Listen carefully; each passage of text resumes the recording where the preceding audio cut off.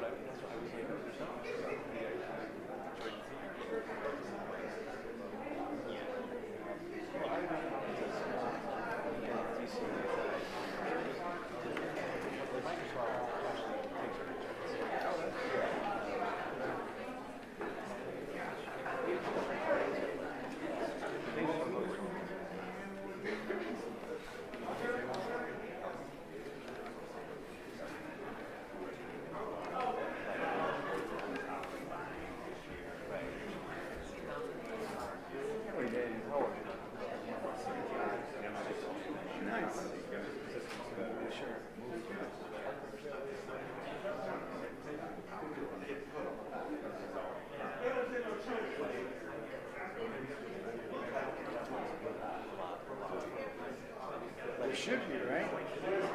Is there? Good. They probably pay you in Comcast points or whatever. Thank you. Yeah, exactly.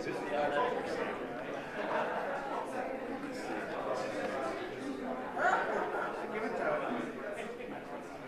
I smashed the glass one, that's why I'm here. I used to work out here for 5 years.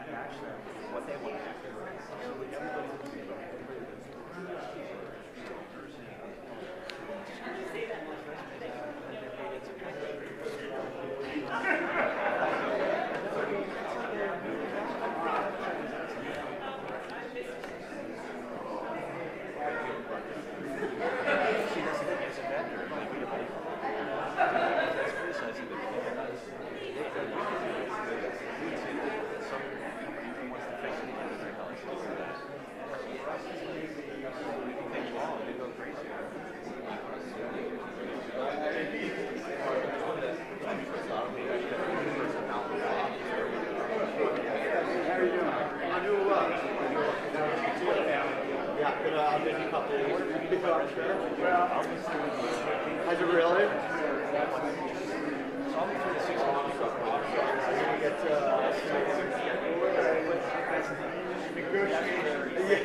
You got your own contract.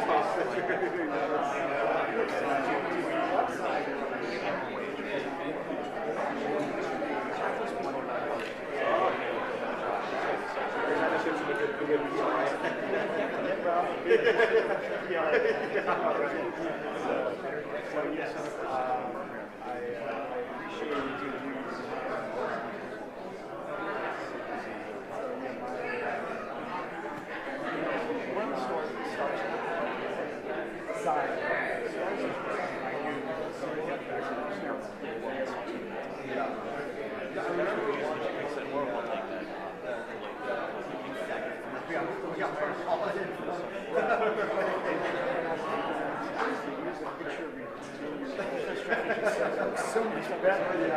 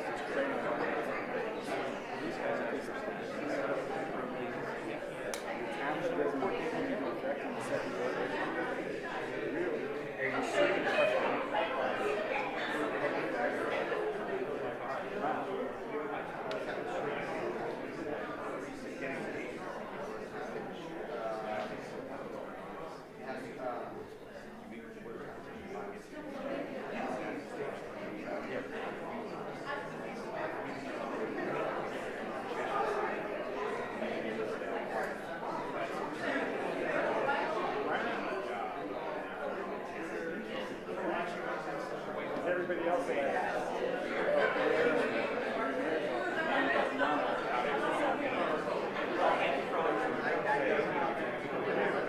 so, let me ask you this. What happens if somebody goes to I don't think that actually changed. it's not voting? No. Present.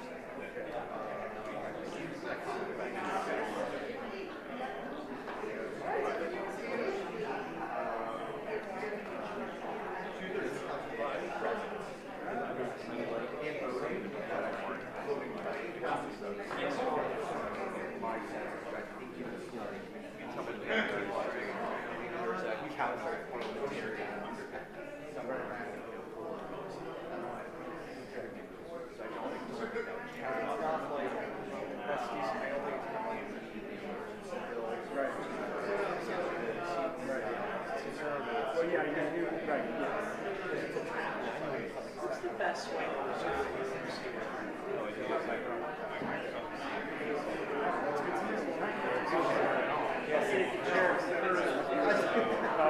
Interpretation of the law. Hopefully you will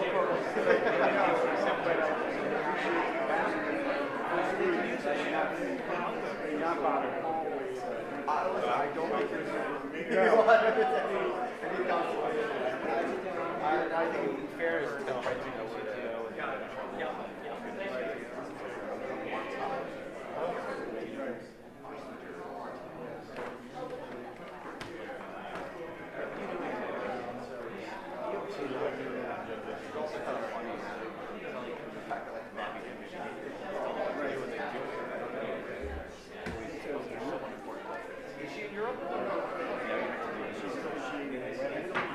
Oh, that's right. I forgot. I give her a break. Yeah, more of a pass. Right, Yeah. yeah. Destination. Yeah, I like that. There's a law that runs the DMV standards. I mean, it's like Never. And I bust his balls. it's so sad. Just testing for it. Postponing testing to 2027. They start from the We should start with the yeah. Well, my favorite area was always there. He got asked about it. His answer was, hey,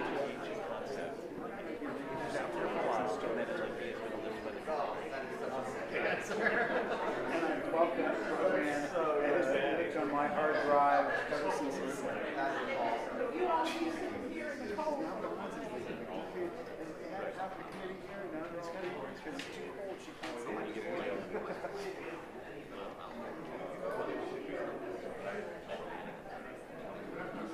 I didn't even realize that before this morning that but it was actually had a committee that the markup was with the CPI. Last time we saw it. I didn't either. They didn't. They were just kind of Right. And our neighbors on Wednesday, they told us, oh, it was the 11 o'clock first of June. So, yeah.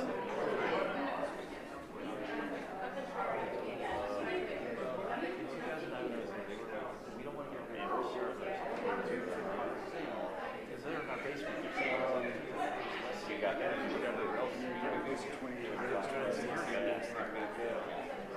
Have you ever been to our access line?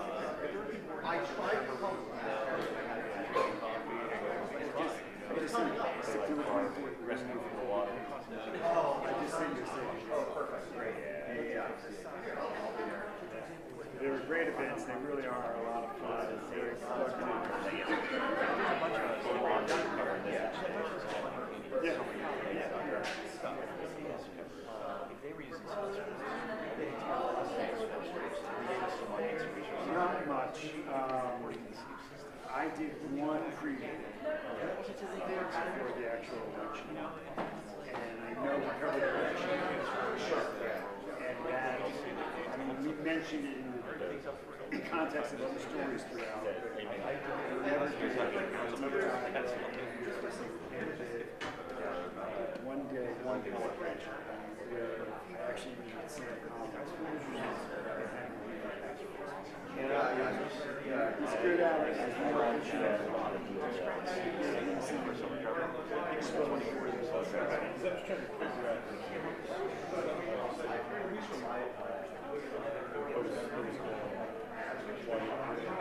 I would give right now they're getting this money. Only 2 years.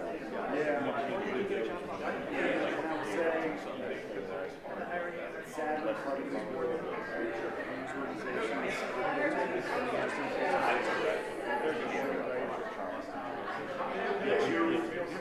summer, Ross was the next one.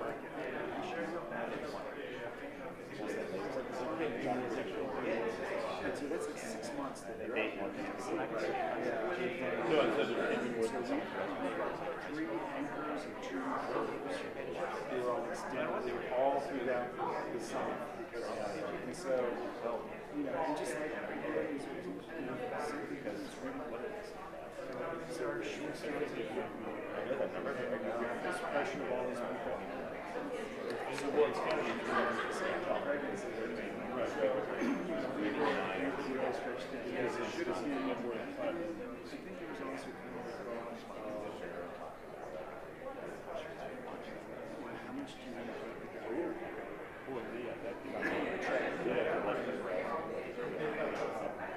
To some extent, he's got a point where, you know, let the system play out.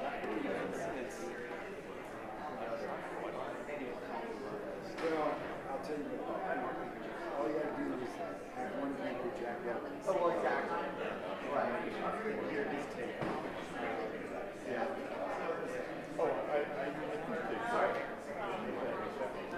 He got rooted out a lot less. Yeah. You might do that. so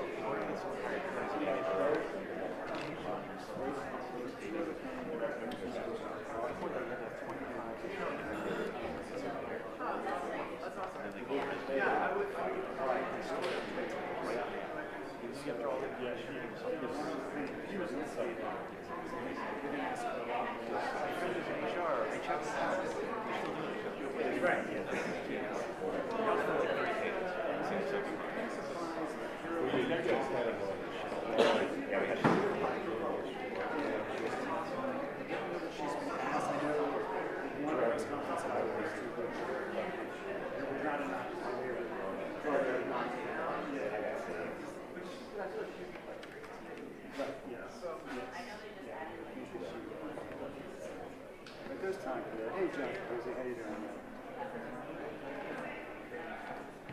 Yeah.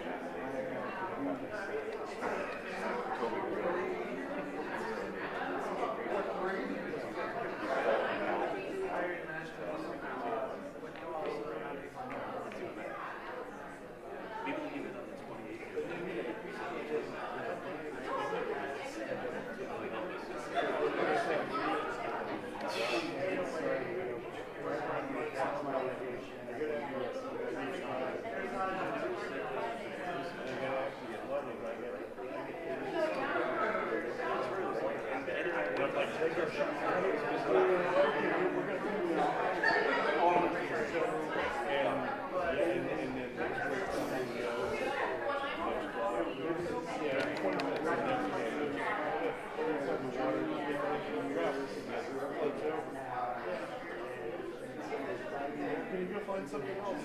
Yeah, okay.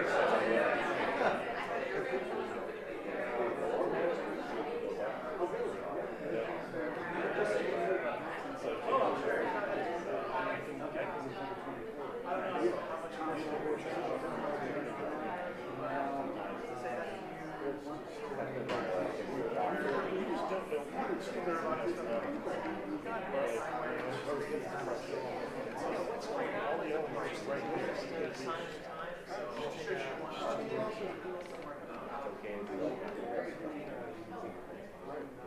Well, part of it is so in our engineering fields, we've adopted this many years. Now I can't find it. So you gotta get past that sports section. You gotta find an extra. Style, it starts with style. That's all right. So basically, the producer has to code the show hours in advance to tell the PLC system what to do right? So who's going to go where, and you have to stay in the PLC, you have to stay in the script that you wrote. But see, the problem is, if I write the fucking script 3 hours ago, right? Yeah, it isn't. So that's all I yeah.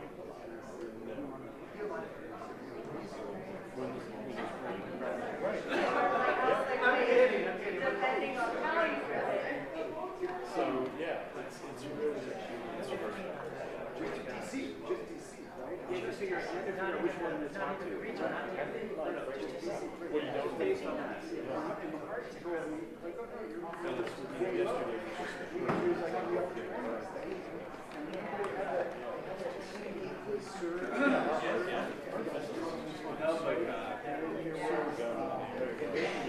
Right.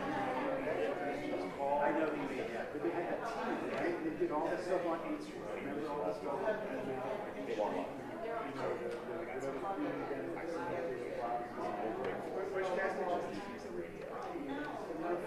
Stories every day.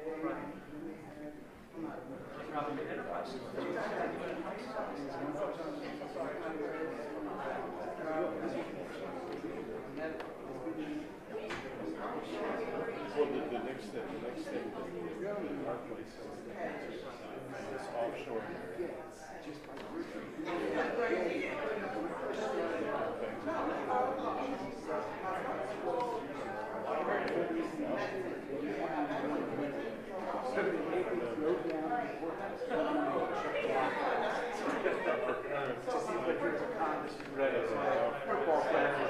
Somebody that we recognize is going to be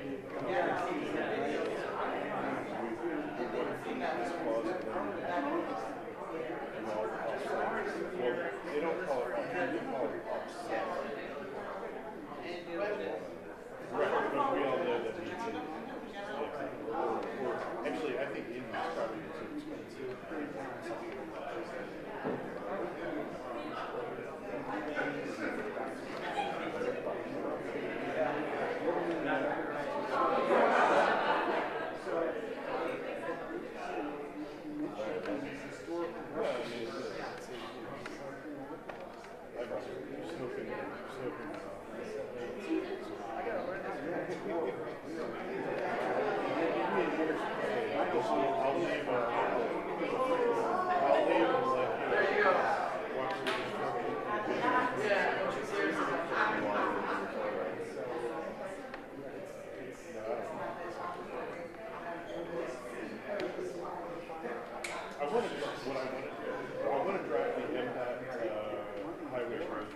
Road service. Yeah, that's what I want. Oh, you need jump. Oh, your battery's dead. Oh, you need some gas. No problem. I want to be that person. Everybody likes that.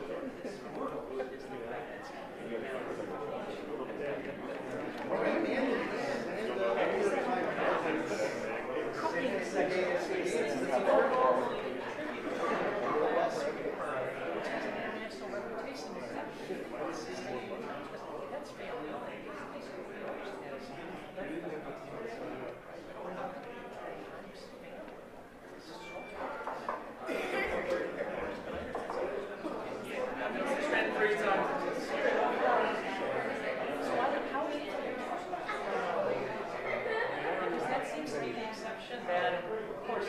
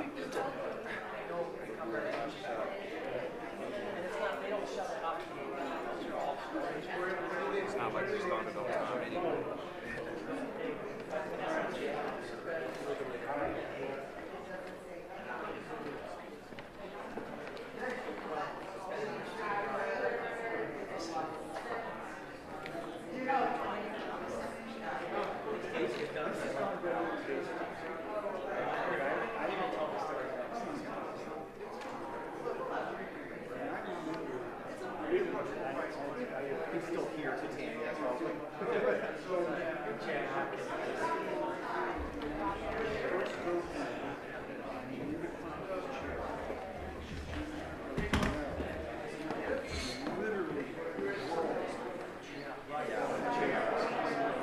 Gerald thought Cousins started on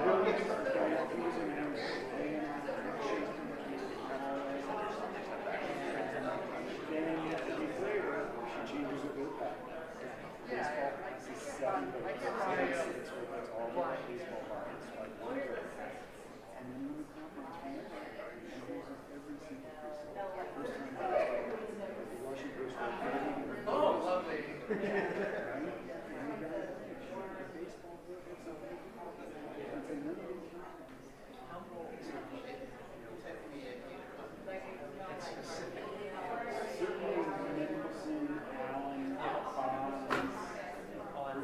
Hey Jay. Hey, how are you? I'm good. I'm good. Good to see you. Long time. Sometimes. There you go. So they didn't change it. They just the public pressure. She just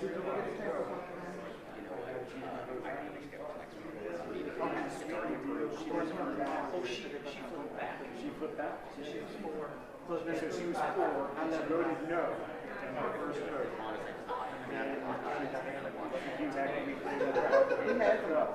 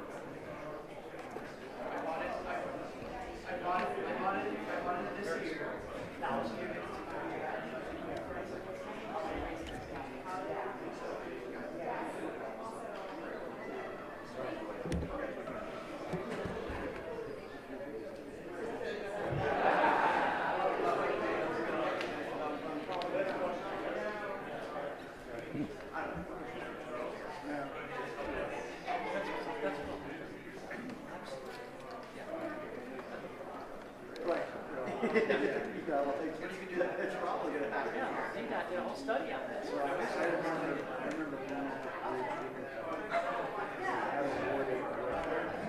so proud of like this guy, the bridge, he's going to help us cut the ribbon. And then it was like a few days later, like the data came out and was like, yeah, he was the only one.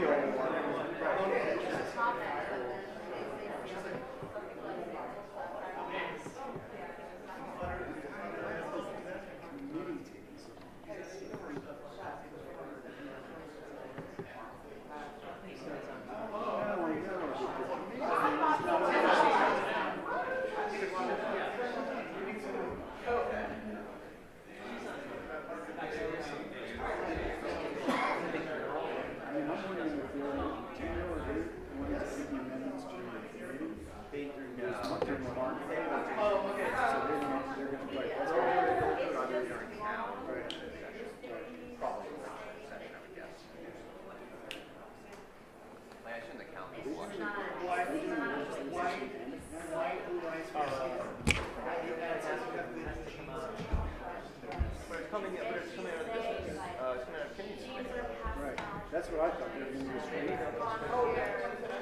They said on the thing that it was allowing business 12 cows, 1 Oh, they did have that. I didn't see that. Yeah.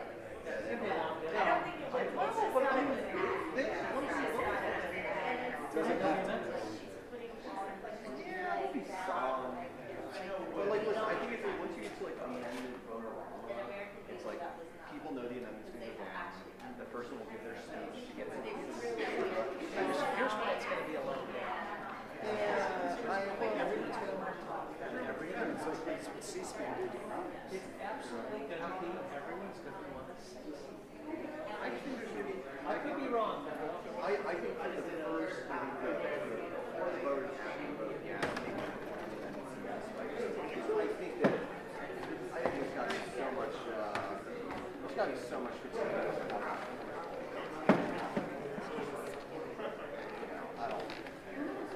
I don't think like everyone's gonna speak. Well, there he is.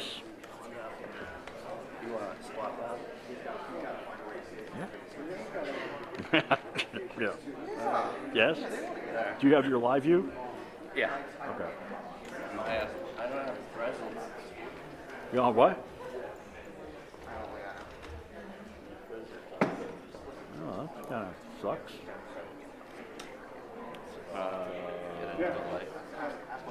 Right? That's exactly what I was All right, well. You want to just plug this audio into your camera and just leave the cords in my box?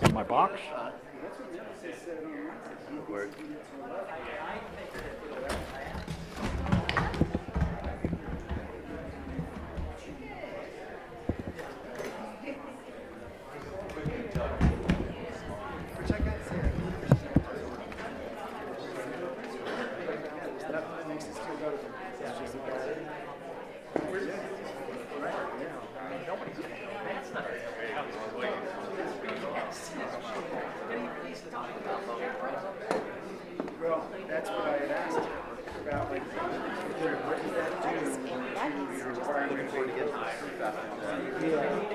Whatever that is. Where are you coming in town soon? I am. That's my understanding. That's my first question for me. Good for you. Hell no. Yeah. I think you need 8 though. All right, strap in. Yeah, for sure. Thanks for the background about the host. I did not know. I was like, sure. On just DC. State of Steers. I was like, am I going to give you shit for being for Jersey for it? Is that for Johnny?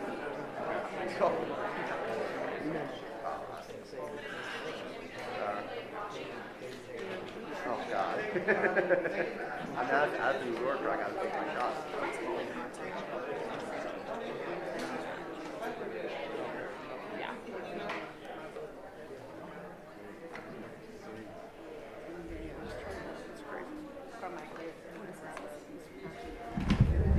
Tell me to be careful.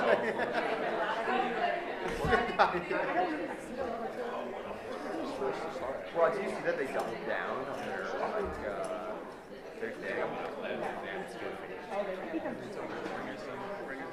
Are you?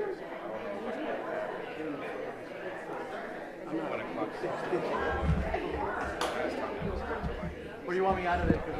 Complaining clients. I'm messing with you. I bring good things together. Like it's like G. That was a good one. Oh, business. Got it. You're real man of Madison Avenue. Yeah. Security awareness training. No. We have to do those quarterly. Yeah. So I have so many things.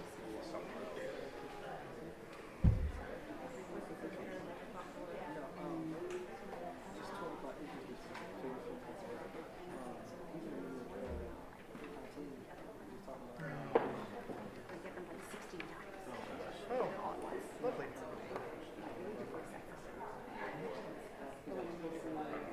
Well, good.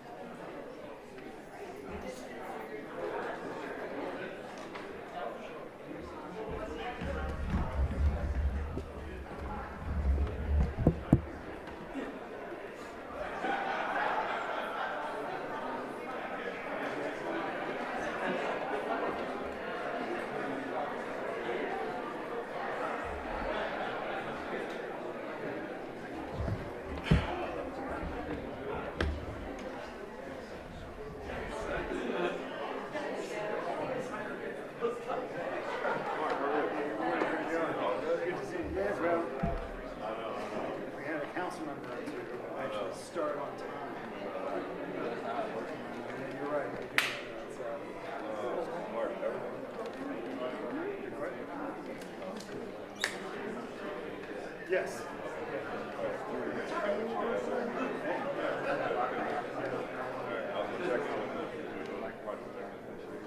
Okay. Good. Yeah, absolutely.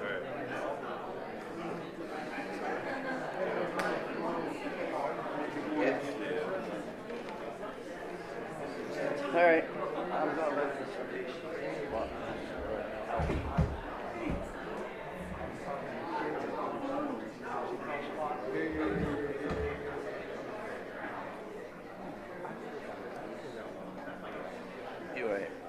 You're right. Have a line.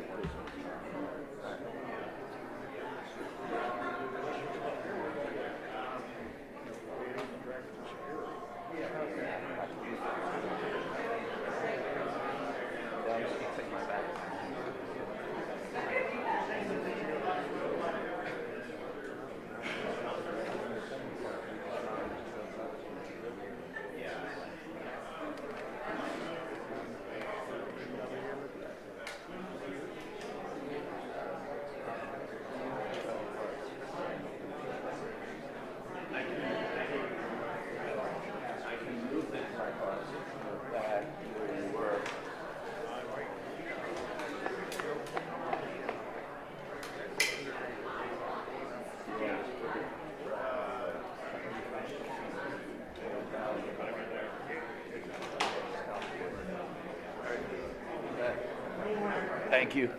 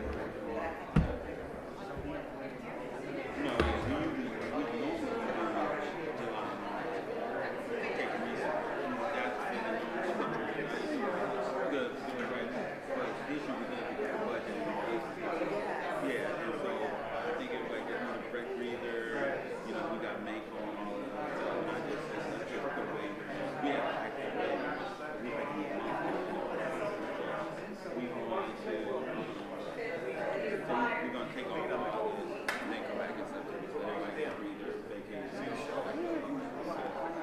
You know, we still gonna be working, but you know,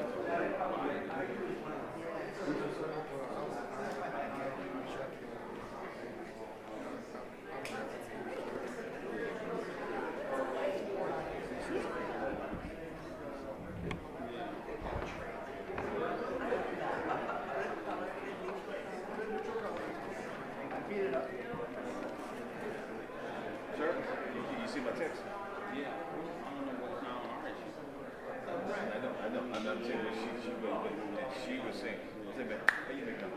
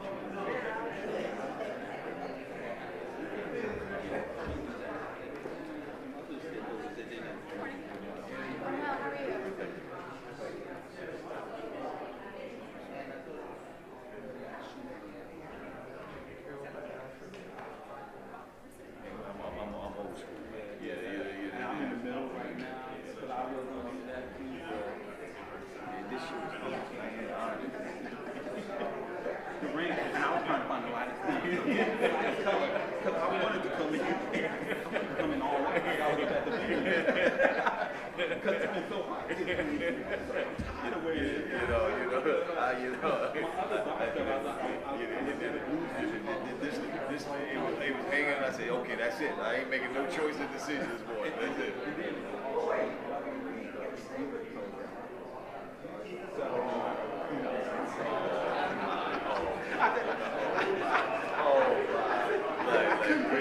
They gotta give me a hat.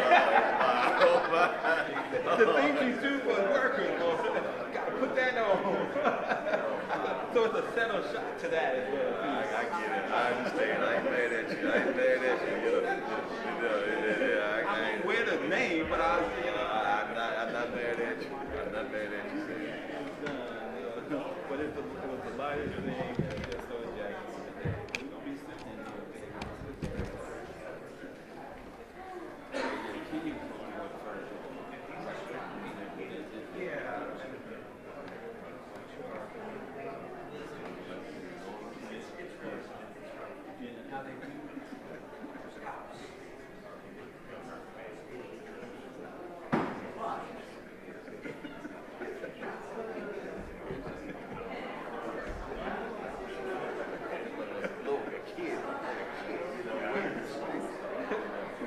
that one was like, you renew the activity they had every day.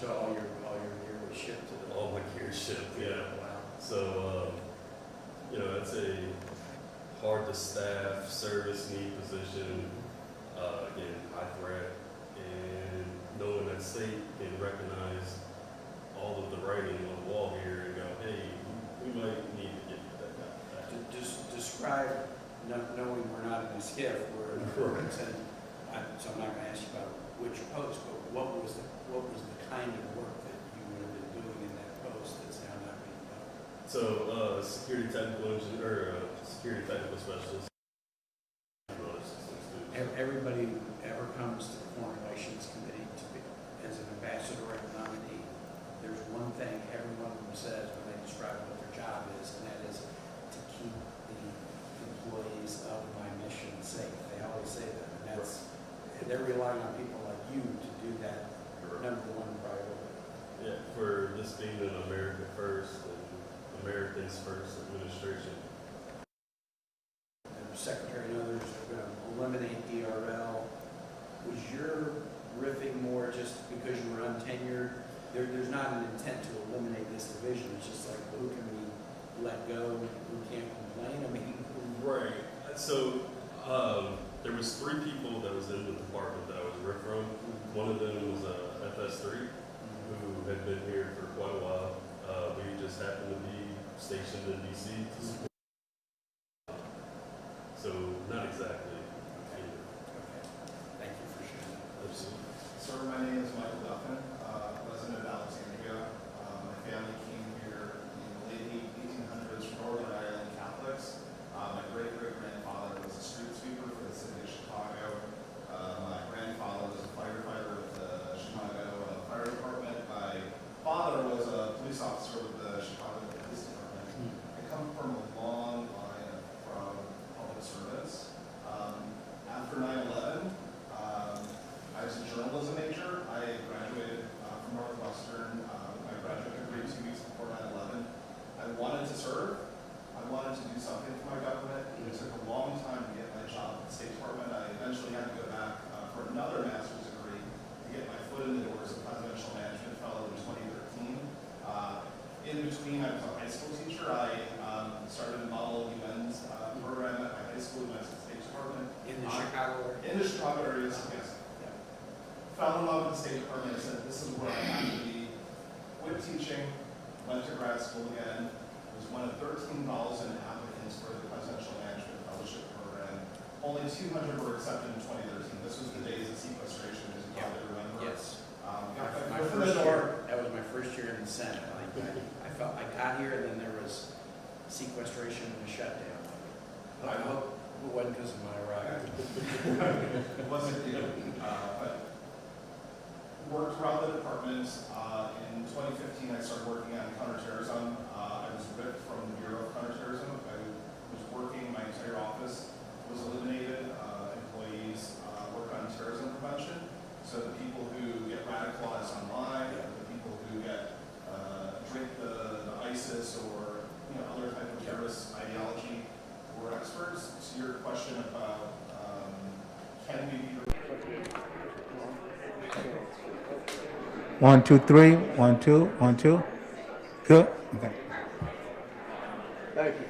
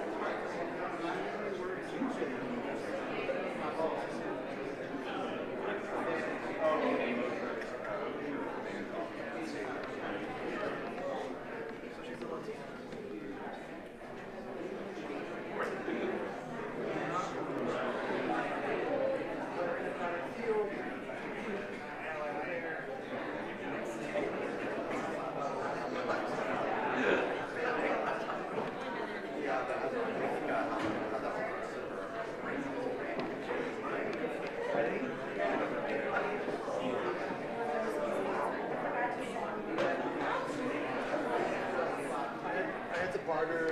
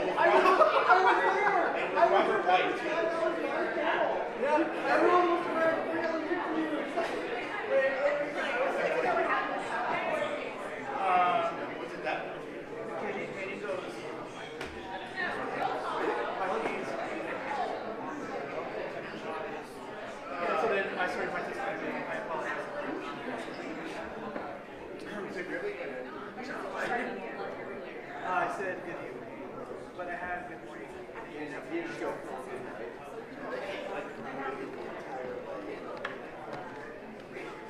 But the good thing is I had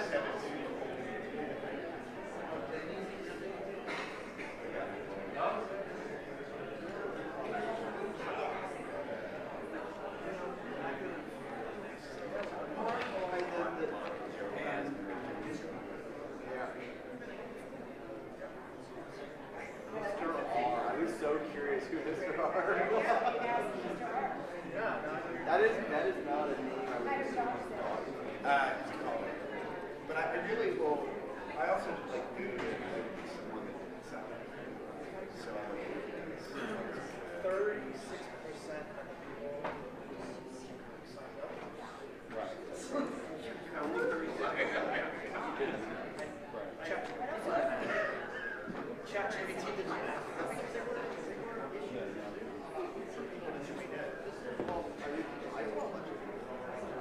I was on that panel. I raised my hand.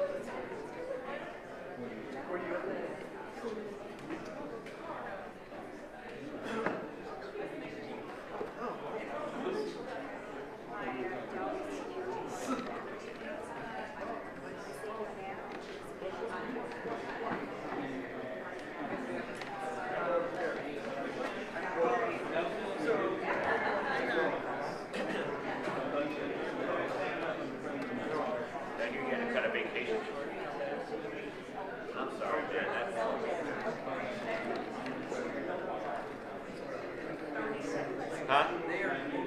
Because of the union agreement, they're only twice. Oh, good. Well, then take a nicer vacation now.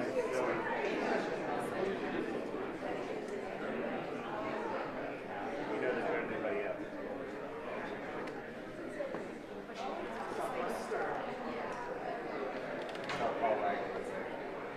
Yeah, I talked to Paul many times that day. I know. I felt badly for him. I really do.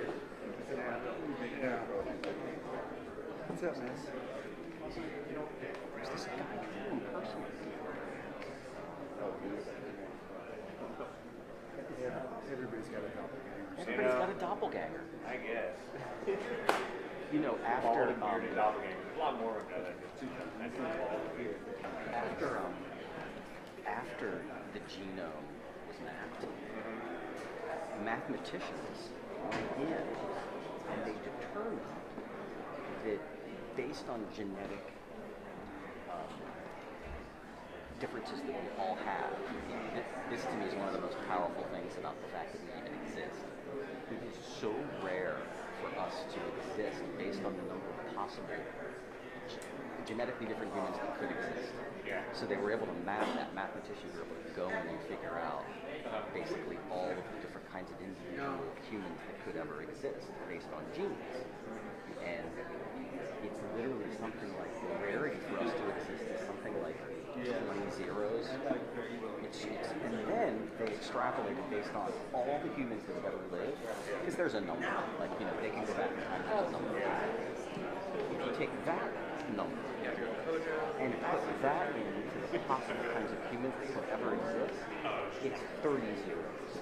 So the number of humans that have existed in humankind is something like, you know, quadrillion percentage. So there are basically there are so many more. We are infinitesimally rare. Yeah, I don't see it this yeah, there's lots of this that shouldn't even be here at all. Absolutely. Yeah. And so then there's this notion that because it's really math, and it's not spaghetti.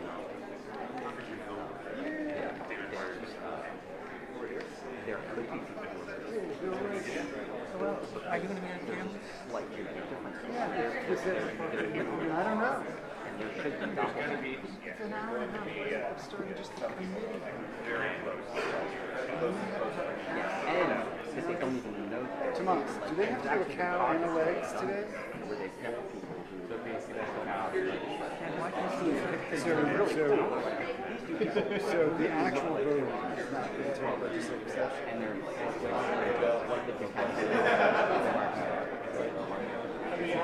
Our dog is not bad. I mean, if you look at our dog, But once they vote in cow, it's done. right now in a German short-hair pointer, except we had to be and it turns out that he has 0%. Just waiting for a union deal to finalize. But he looks exactly like what you would get. So I can see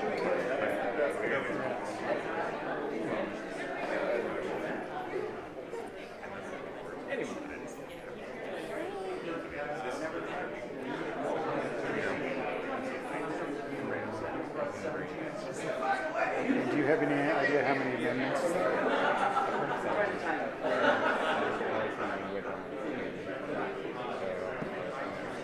And those will come during cow, you think?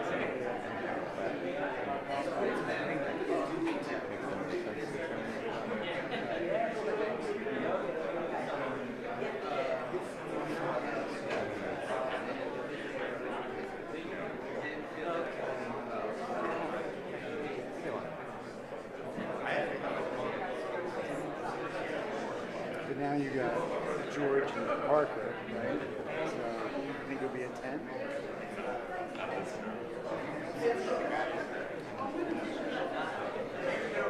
What's that? Do you think he'll vote present or? Really?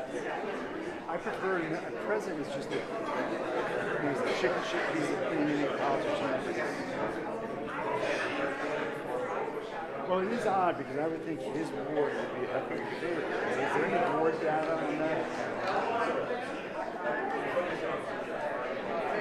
Right.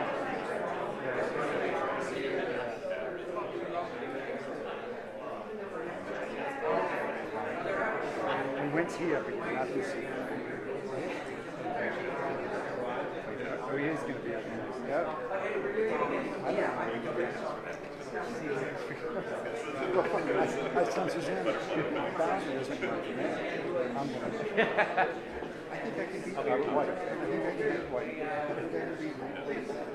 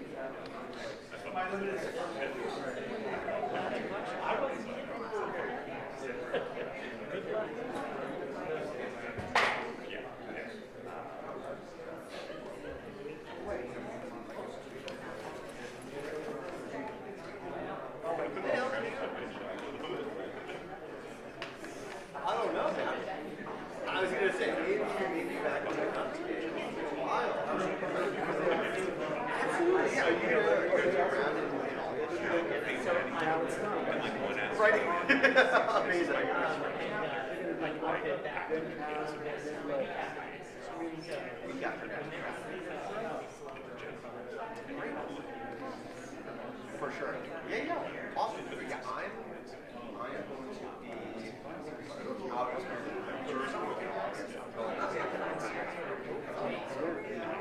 Got it.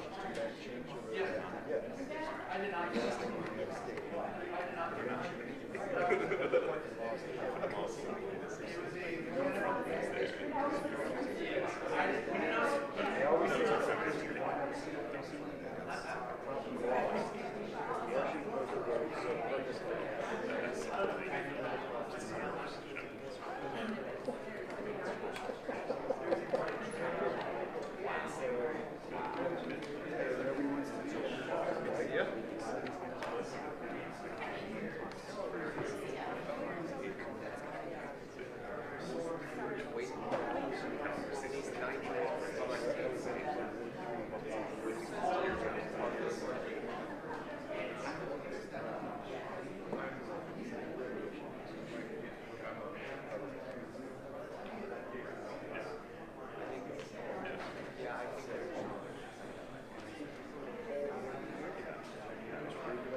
Yeah, perfect. Awesome.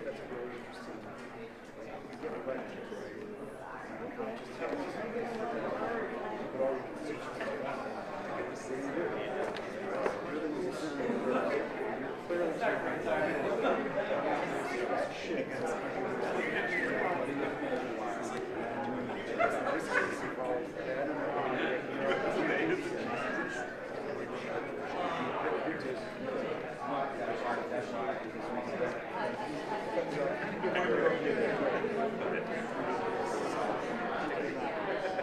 Don't vote remote.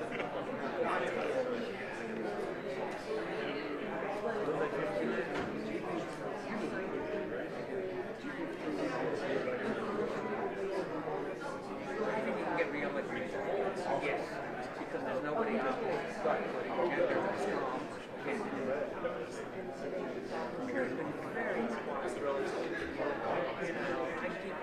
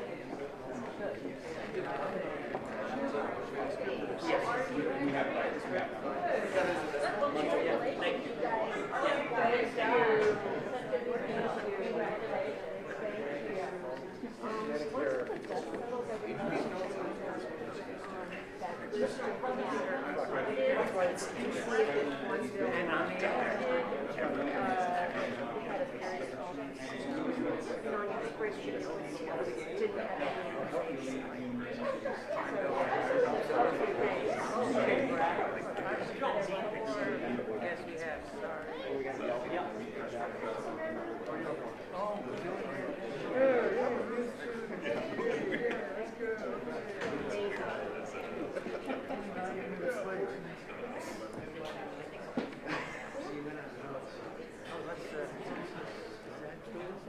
Oh, yeah.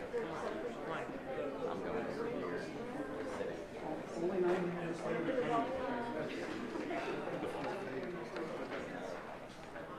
How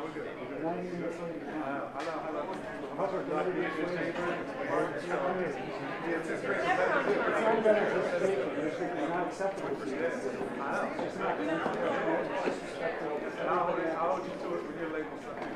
How can I make for something else? Because like it. Every time, that's right.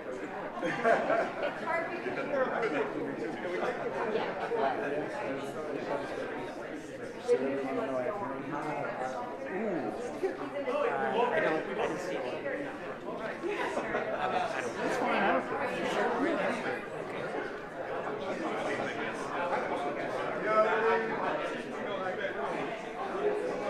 I mean, it's just unacceptable. He's fucking standing right there. And he blows you off. Start the fucking hearing.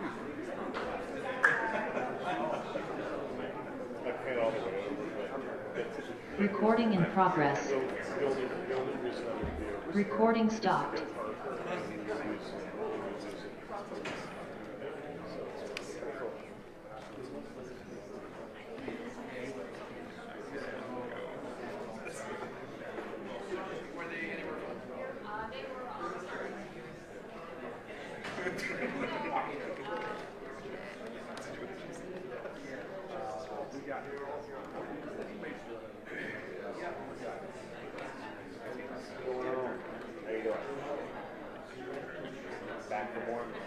Oh yeah, I can't get enough of this. I'm not gonna see it. What about you? How do you? I like meetings. Almost any kind of meeting. I don't know if I go that far, but No. I don't mind. It started when I was in college and belonged to a fraternity. I like the meetings. I like stuff like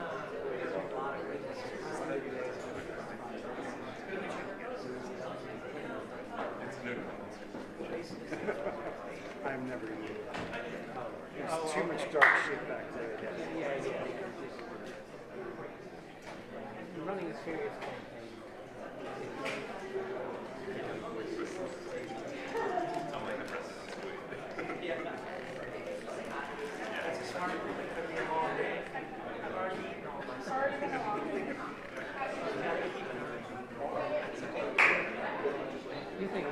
You agree with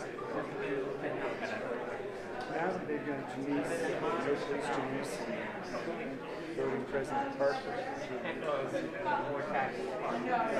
so I think that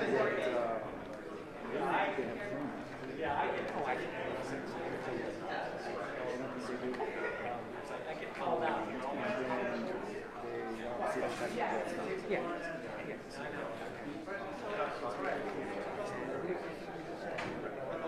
White.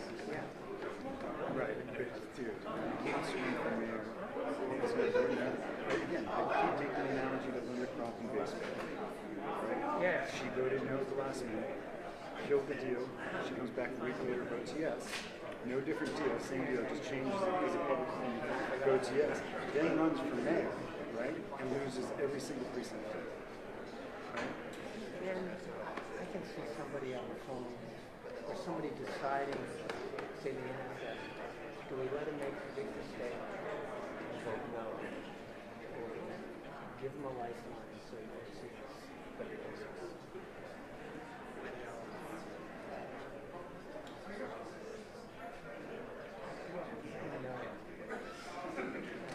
Yes.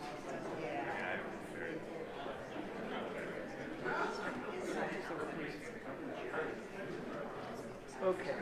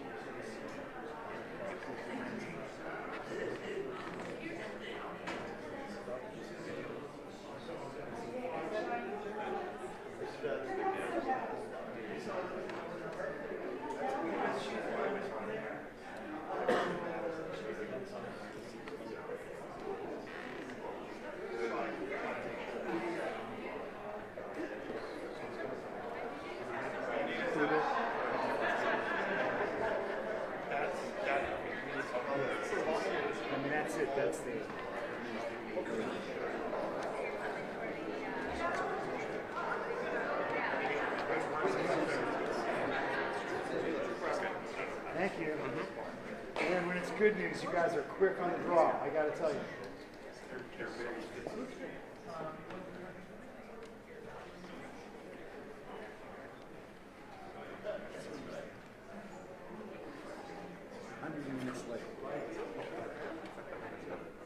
No sense of urgency. No explanation. No apology.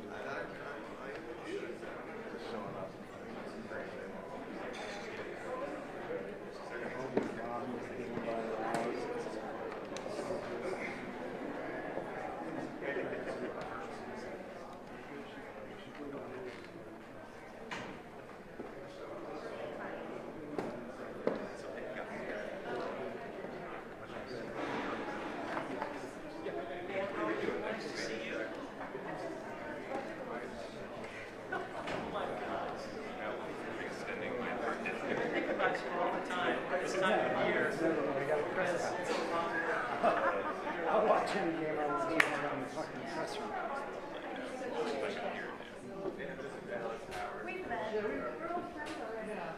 I've been here.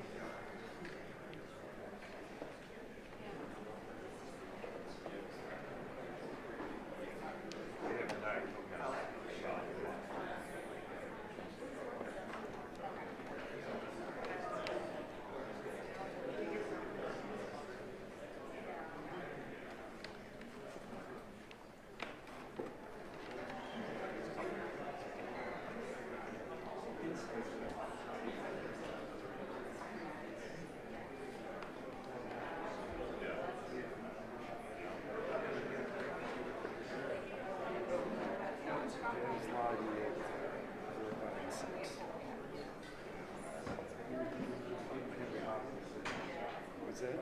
You got some reviews?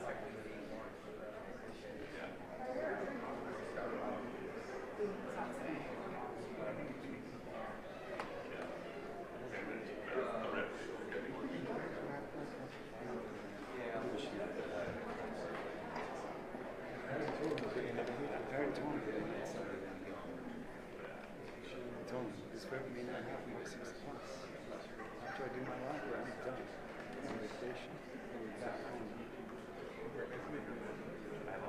Well, the only 2 weeks vacation. Well, yeah, I'm off my vacation ends. I'll be back to work on Wednesday. But I need to have a conversation with Anthony about making up all my lost time.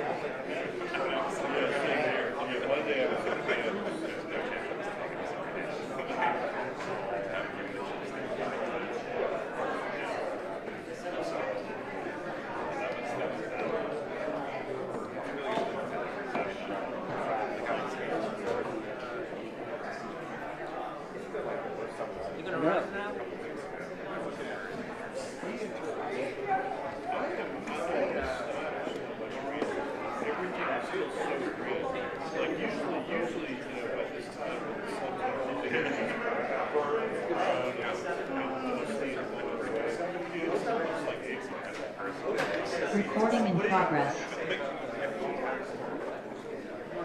Yeah, well, that's all right. I'll take 10 points for Chris. Yeah, thanks. I'll take that.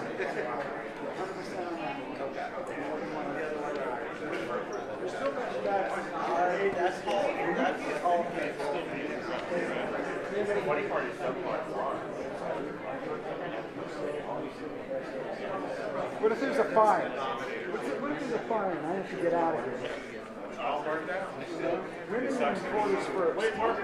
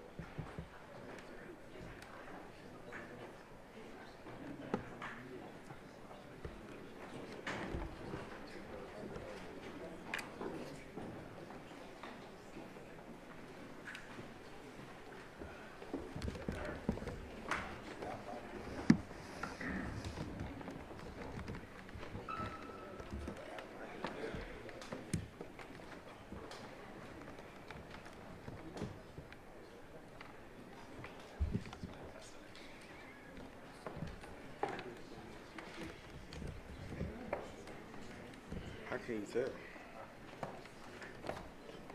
How can you tell? Yeah.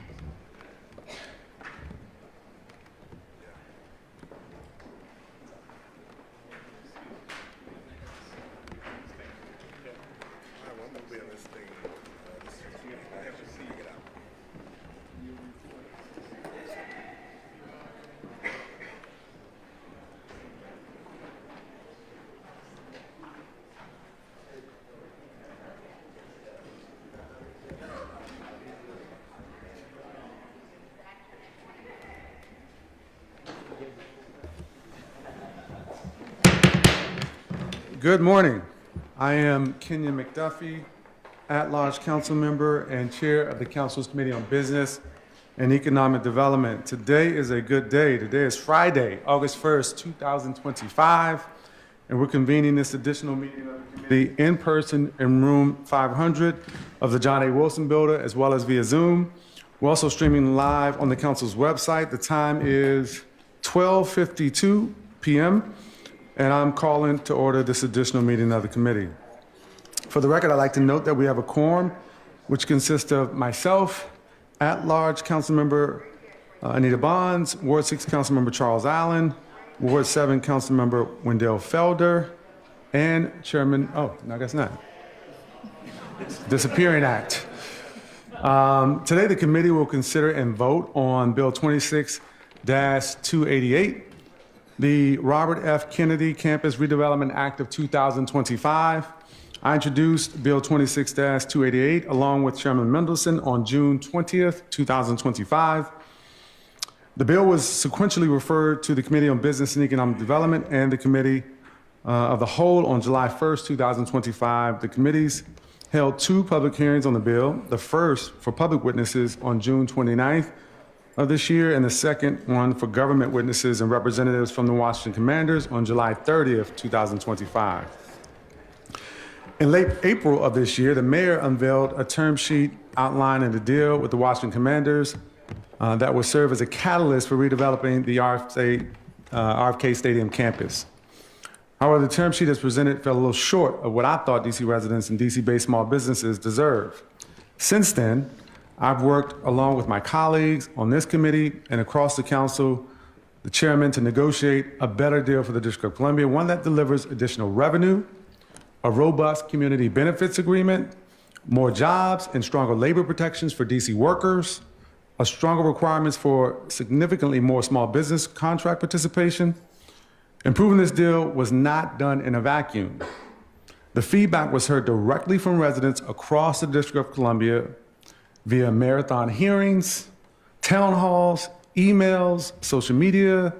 The voices of thousands of residents, including our youth and small business owners, helped shape the bill that's in front of us today.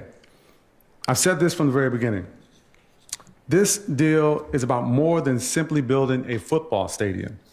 This is about supporting people and building community. It's a once-in-a-generation opportunity that will not only bring our beloved sports franchise back to the nation's capital, but it will also transform a long-dormant waterfront to a thriving mixed-use community that drives economic opportunity for the more than 700,000 District of Columbia residents, especially those residing in Ward 7, Ward 8, and the adjacent communities of Ward 5 and Ward 6. The proposed 65,000-seat Doom Stadium is intended to be a year-round destination, hosting everything from Super Bowls to Beyonce concerts, from the NCAA Final Four to FIFA World Cups, to community festivals that showcase our city's unique local talent and culture. We negotiated an additional $779 million investment to the district through tax revenue from non-stadium event day parking, merchandise, food and beverage sales, a community benefits agreement, and financial savings that were not even initially contemplated in the original iteration of this deal. Equally important to the revenue generation that will benefit DC taxpayers, the stadium development will yield up to 6,000 new residential units, 1,800 of which will be affordable. The robust and binding $50 million community benefits agreement will net a youth sports academy that exposes DC youth to the sports industry in a way that no city has ever done before. Support the attraction and construction of long-awaited grocery store in Ward 7, and workforce development and jobs, among other things. The newly negotiated deal will also put district businesses and workers first. The commanders have committed to a minimum of 40% certified business enterprise spend requirement with a goal of 50%. The project labor agreement for the stadium would include a $15 million carve-out to benefit of CBEs to ensure our local and small businesses are part of the fabric of this deal. Critically important to me, as a former dues-paying member of the Postal Carriers Union, the Commanders have entered into project labor agreements and labor peace agreements with our local unions to provide district residents to access to stable, good-paying jobs. Finally, the deal we negotiated ensures that the district will not provide any additional subsidies to development of RFK Campus, including tax abatements, tax exemptions, and other types of public subsidies. As you can see at every step of this process, we have centered the needs and voices of our city's residents. Since the committee circulated its draft print yesterday at 11 a.m., they continued to engage the commanders to make this deal even stronger. So the DAS print today makes important changes. The print incorporates a 20% equity participation and 20% development participation of certified business enterprises requirement. It clarifies that no bonds may be issued or the proceeds of those bonds expended unless the development and financing agreement requirements have been met. It requires that the commanders construct the stadium using methods and materials consistent with the goal of obtaining LEED Platinum certification, among other things. It requires the District Department of Transportation to develop a traffic operations and parking plan with advisory neighborhood commissioners in Wards 7 and Ward 6. It clarifies the timelines for exemptions from the Anacostia waterfront environmental standards as well. Now, before I open the floor to my colleagues for additional comments, I really want to take this opportunity as Chair of the Committee on Business and Economic Development to thank the Council's Budget Office for all their hard work, all the hard work of our General Counsel's Office, all the late hours that you all have put in. I want to thank the Office of the Chief Financial Officer's Office of Revenue Analysis. I want to thank Chairman Mendelson and his staff. I want to thank my colleagues and their staffs because we've all been hard at work laboring to get this deal to the point it is today. And finally, I want to thank my staff, my committee director, Donnie Crawford, and all the folks who are part of our team for their hard work and dedication to this bill. Without the help of the entire council, this deal would not have been possible. Is there any discussion? Hearing none, I move the draft committee report in print with leave for staff to make technical, editorial, and conforming changes. All those in favor, please signify by saying aye. Aye. Any opposed? The ayes have it unanimously of the members present and voting, and the measure is approved. This concludes the additional meeting of the Committee on Business. Chairman, I'd just like to note the Committee of the Whole will follow, but probably in about 20 minutes. Okay, that was the last part of my statement, but thank you. Well, I wanted to steal your thunder. I appreciate it, Chairman. I'm glad you're here with us. This concludes the additional meeting of the Committee on Business and Economic Development. The Committee of the Whole will follow in about 20 minutes. The time is now 1 p.m. exactly, and the Committee on Business and Economic Development, this hearing is adjourned. Recording stopped.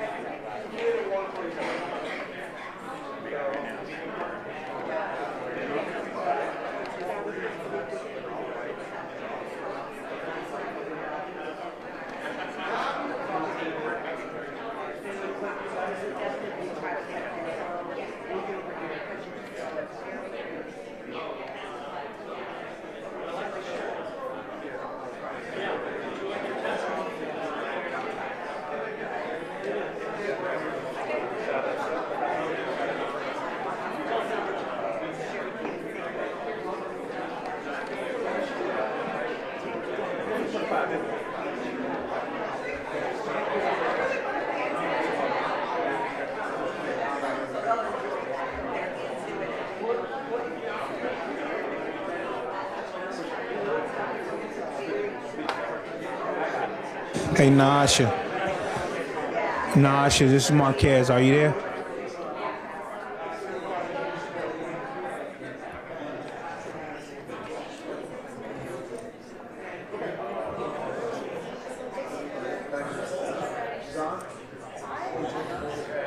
Nasha.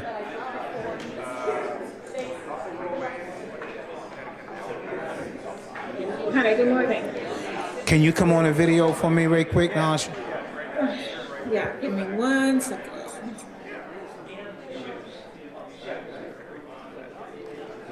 Okay, I can see what's up.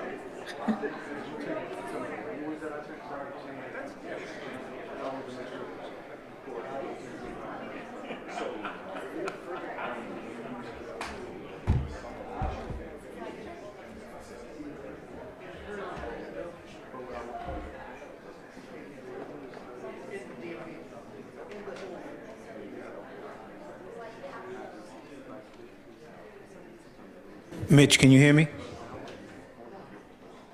Mitch. Okay, Nasha, give me a 5 count right quick. 5, 4, 3, 2. Can you show me the chamber, Mitch?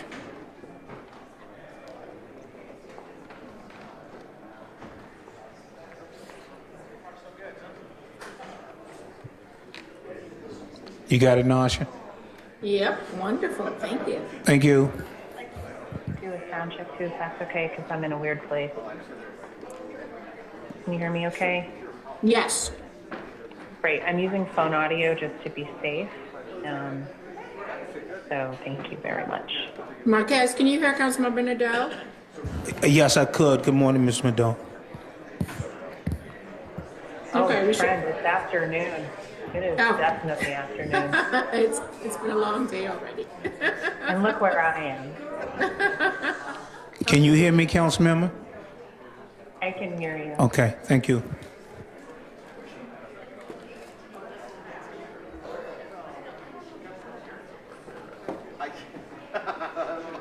I'm keenly aware.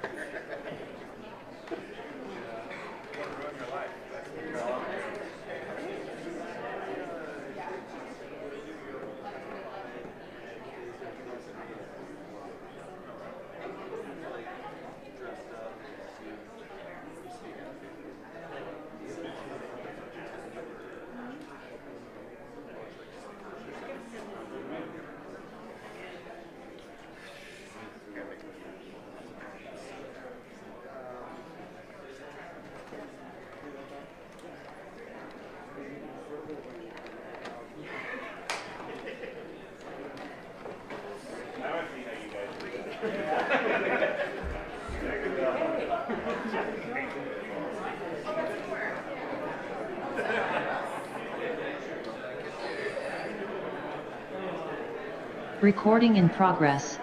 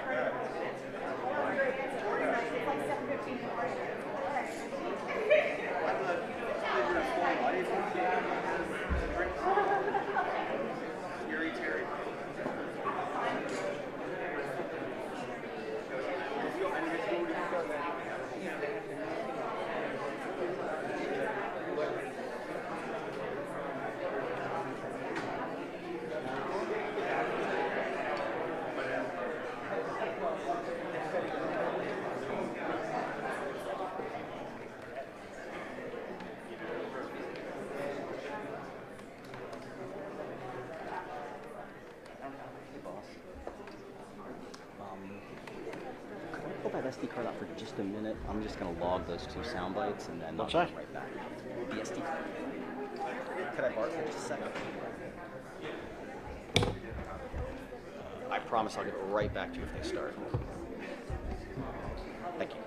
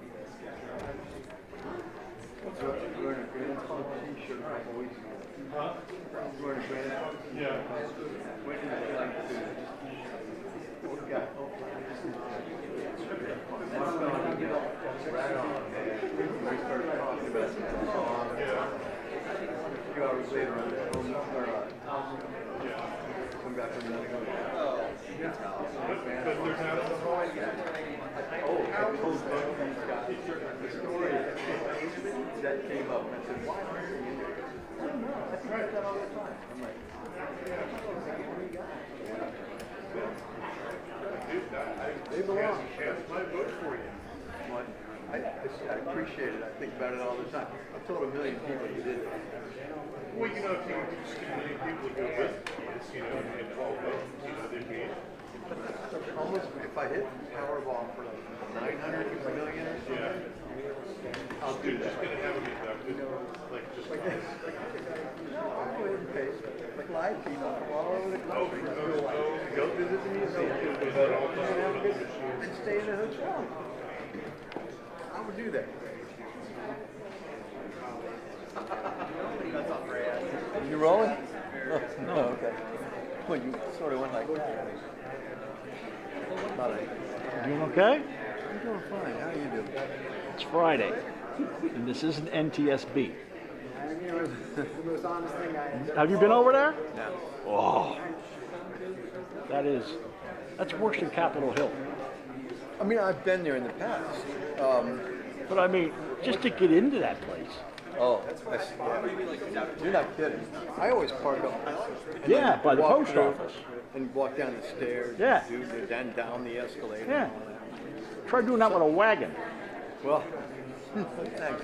Well, some guys do park underneath, like pretty much right outside the NTSB doors. Right.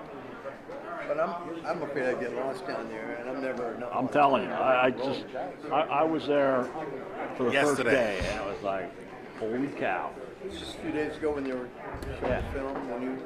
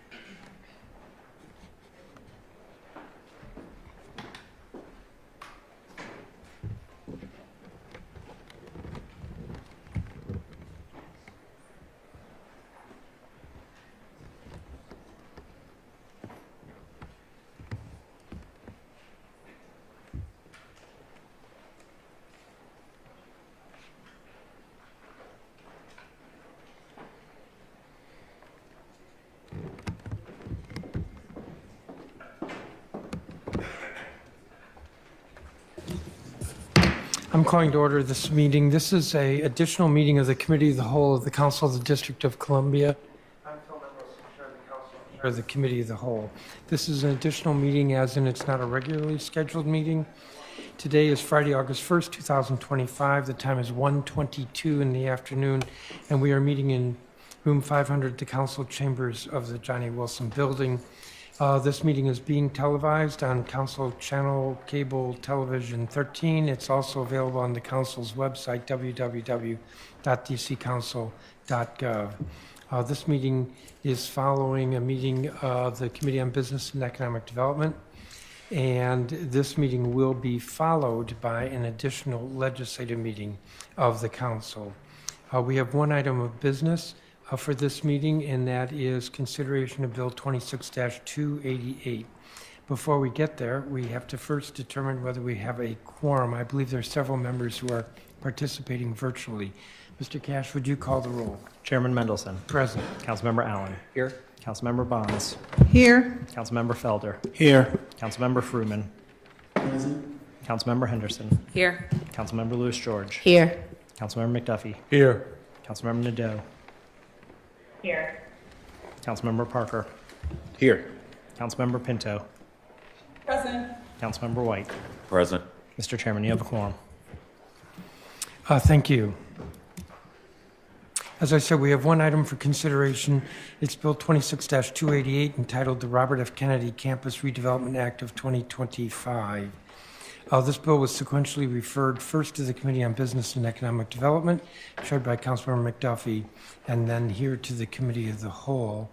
As our process to when a bill's jointly referred, the committee that is referring it first or has reported it out first, please make some presentation, and then I will make more presentation, unless you want me to make all the presentation. Are you asking me a question? Yeah.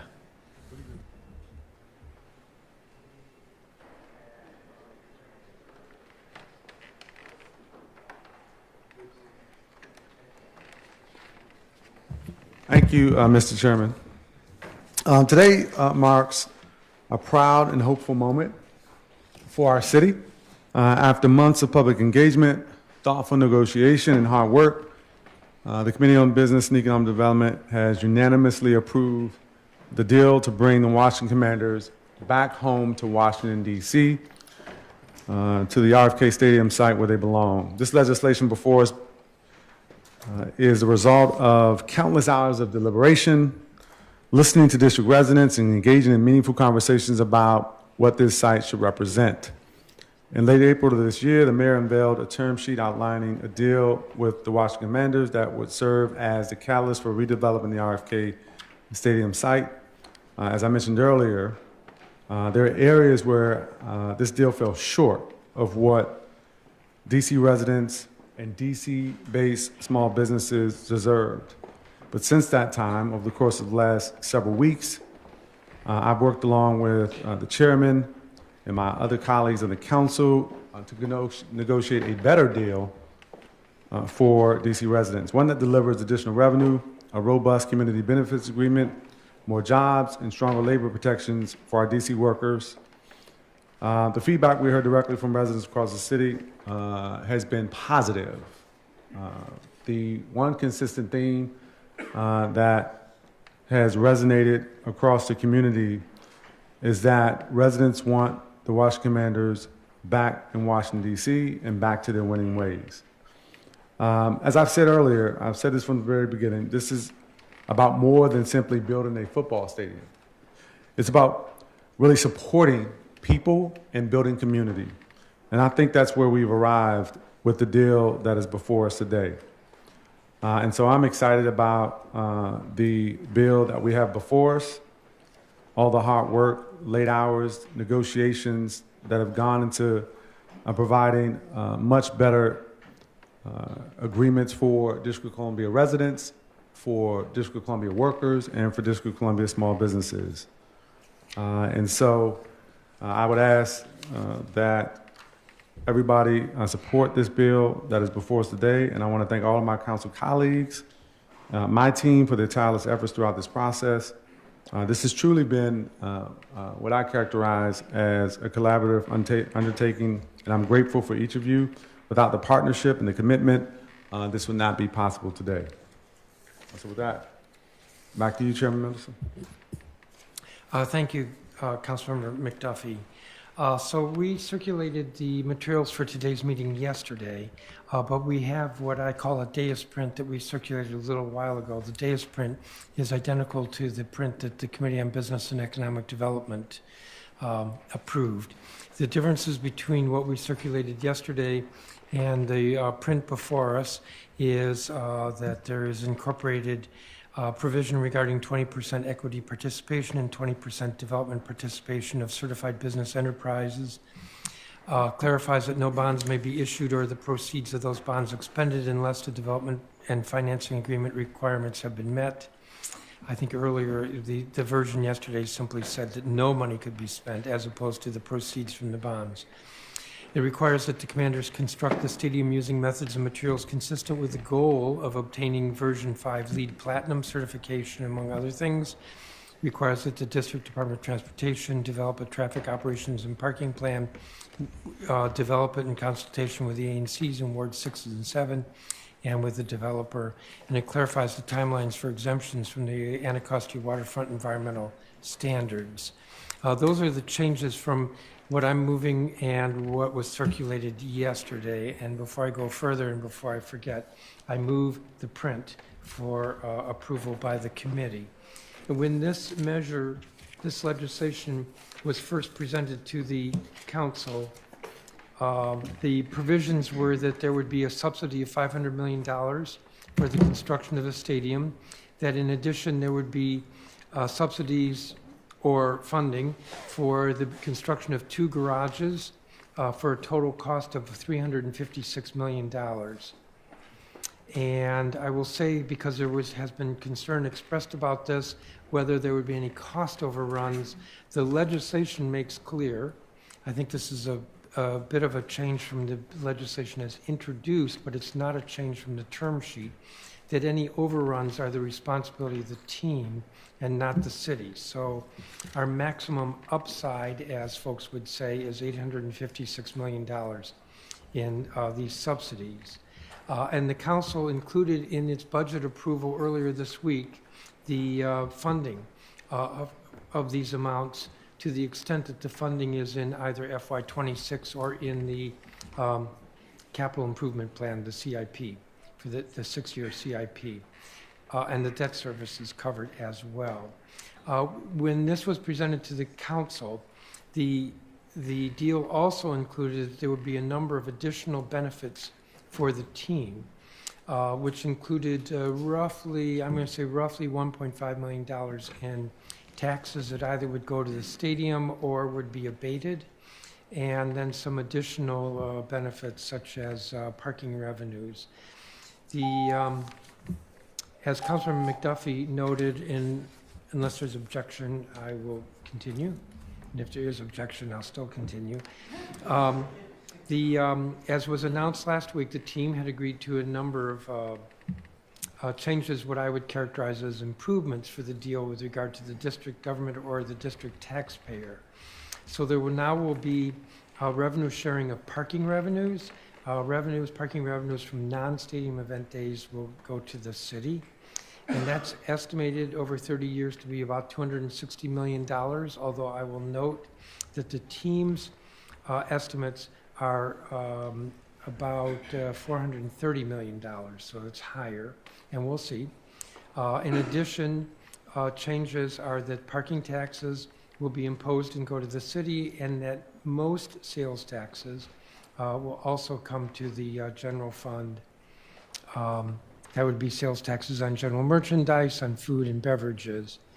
All of this totals about $674 million over 30 years, or if you use the team's estimates, about $744 million. In addition, what we have with the legislation is not just a reference to Community Benefits Fund, which was in the term sheet, but actually $50 million that's referenced in the legislation that the team has offered. In addition, and this is not with the team, but this is in the legislation that we've adopted with the budget, that we've restructured the debt financing, which will actually save taxpayers about $55 million. And this is in the legislation, that there will be about $600 million that will be set aside over 30 years for a transportation improvement fund. And I think this is a big deal, even though this is not coming from the team. This is in what is before us. There has been concern about transportation, what the impacts will be of fans who are coming to the stadium or customers coming for events, but also whether there will need to be improvements to Metro Rail, possibly Metro Bus. We don't know how much that will cost. Expanding the capacity of the stadium, Armory Stadium, will surely cost millions, tens of millions of dollars. And if another rail station is necessary to be built, that will probably cost over $100 million. So we're setting aside, creating this fund, Transportation Improvement Fund, and setting aside a revenue stream which will total $600 million. As I said, I think that's a big deal. The council's budget office did an economic impact analysis that concluded that the stadium project will accelerate the mixed-use development at the RFK campus by possibly 11 years. That in addition, and this was part of the proposal originally, that the project will create approximately 6,000 housing units, of which 1,800 will be affordable. And of the 1,800, and these numbers are estimates, but half will be at 30% or below AMI, and half will be at 60% or below AMI. So that's affordable and deeply affordable housing that is part of this package. The tax revenue to the city is over 30 years is estimated from the stadium as well as redevelopment of the entire campus at about $26.6 billion. Since I announced changes that the team had agreed to last week, the team sent to council a letter, and I'm just going to highlight a few of the points in here. The club will be responsible for all cost overruns for the stadium and parking lots. And the club is also responsible for all stadium maintenance costs in excess of the stadium maintenance fund. And the maintenance fund is being funded by if I remember correctly, ticket tax revenues. The club will plan construction and development of the stadium and mixed-use environment in a manner that allows the fields at RFK campus to remain open. The club will work with the district to evaluate the siting of parking facilities, the parking garages, and the club will pause the construction of the third parking garage after the initial garages are constructed to evaluate the need for that third parking garage facility. I think this has been noted before. The club will build and operate the stadium to LEED O+M Platinum standard and commits to that standard. And I do think that's a big deal, listening to the testimony at the hearing, because this is the ongoing operations of the stadium and that it be sustainable, environmentally friendly. The club will work with development partners in the district to provide justice-involved individuals with meaningful job readiness and employment training programs. That's only some of what was in the club's letter. The legislation that's before us also is different from the bill as originally introduced. And I should note that the bill as originally introduced was a subtitle in the Budget Support Act. We pulled that out so that we have Bill 26-288. We did have a hearing on the Budget Support Act on June 18th, so that was the first opportunity for the public to testify with regard to what's before us today. And then, as I think everyone knows, we had 2 days of hearings this week on the 28th and 29th, the 29th and 30th, where we had over 500 individuals who registered to testify. So those opportunities for public comment as well. Changes since the bill was first introduced as part of the Budget Support Act include structuring that the next step in this process after the council approval is that there will be a development financing agreement, DFA. That DFA will be submitted to the council for review, but we will not be able to amend it. But there are a number of conditions that have to be included in that DFA. And that is the way some of these abatements or changes to the abatements are being handled. As I noted, the district will be receiving parking revenue from non-stadium event days.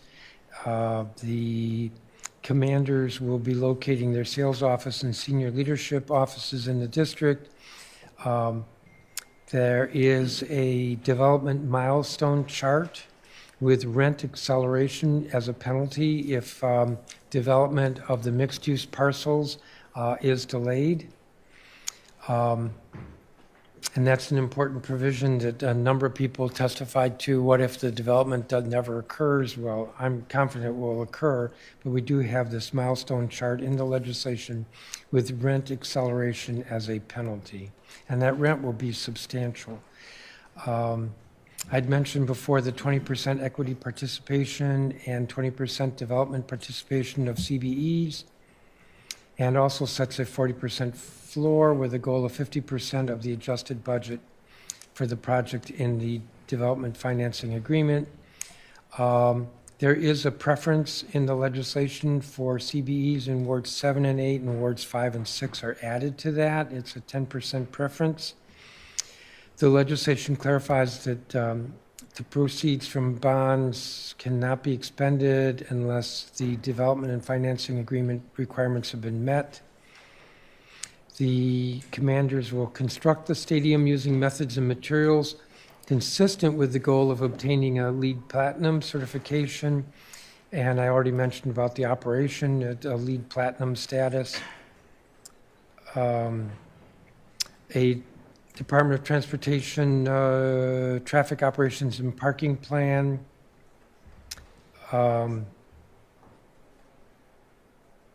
There is also in the legislation a waiver with regard to heritage trees. However, there would still be a fee that would have to be paid, which will be substantial. And the legislation sets up a community benefits and community reinvestment fund, as well as a community benefits oversight committee. I already mentioned the Transportation Improvement Fund, and there's a stadium maintenance fund for the maintenance, repair, and capital improvements, which is funded from excess stadium revenue funds, and any costs above that are borne by the commanders. I think that's a fair description of the legislation before us. As I said, I'm moving the Deus, what I'm calling the Deus print, the print that was circulated if I said this morning, I might be wrong. It might be shortly after noon. So moved. Is there discussion? I'm happy if there's no construction, no discussion. I have amendments. Should we move forward? You are recognized. Thank you, Chairman. Going to offer several amendments in hopes to make this make more sense for the District of Columbia. So I want to move Amendment 1, which would strike the tax exemption for personal seat licenses or PSLs. For the question I'm asking myself is why should luxury seat fees get a tax break while everyday families pay full price here in the city? This amendment ends a special deal that benefits big spenders at the expense of the public. Teams charge over $200,000 in order for a fan to purchase a ticket to the game. We are not taxing that while the city is in a financial deficit. We have schools, roads, and public services that need funding, and we're in a deficit. So I'm suggesting that we not give up tax dollars just so someone can buy better stadium seats and keep public money where it needs to be. If the Commanders want to offer premium seating, that's fine. Plenty of stadiums do that. Some of them tax it. But they should pay their fair share just like the rest of us. This amendment sends a clear message. Stadium deals should work for the people, not just for VIPs and private interests. The stadium deal should not come with hidden giveaways. This amendment sets the right tone for our partnership with the Commanders and for future development, fair, responsible, and community-minded. So again, this is simply going to tax personal seat licenses like we tax everything else in this city. I now move Amendment 1. The amendment is before us. I'm going to ask that members not support this. There's been quite a bit of discussion about this. I think they're called PSLs. I'll note two things. One is that in discussions with the team over the last month, we talked about the different types of abatements and taxes and revenues. And in the end, what we did was we extracted $674 million, that's our estimate, $744 million, the team's estimate, in revenue, whether it was taxes or parking revenues. The choice was parking and sales, and it was not the personal seat licenses. That's just what the choice was. So this amendment overlooks that, but I would add, most stadiums do not tax the personal seat licenses. And my understanding is that of the very few that do, those tax revenues go into construction. They do not go to the city. So there are two reasons why the PSLs are not being taxed. There are two reasons, as I've just noted. The PSL is all about funding construction. And that's why they're handled or treated the way they are with other stadiums. Again, I would ask members not to support this. Is there any other discussion? Councilmember Parker? I have a question. It's my understanding if we were hypothetically to tax these seat licenses, it would go towards construction. Obviously, the district is providing resources, subsidies for construction. I guess for Councilmember White, or maybe Chairman, you could weigh in here. Hypothetically speaking, if this were to pass, how then do we reconfigure the district's investment for construction? Or is this suggesting that we should add these taxes on top of the district's already proposed subsidies? Does that make sense, what I'm asking? Councilmember White or Mr. Chairman?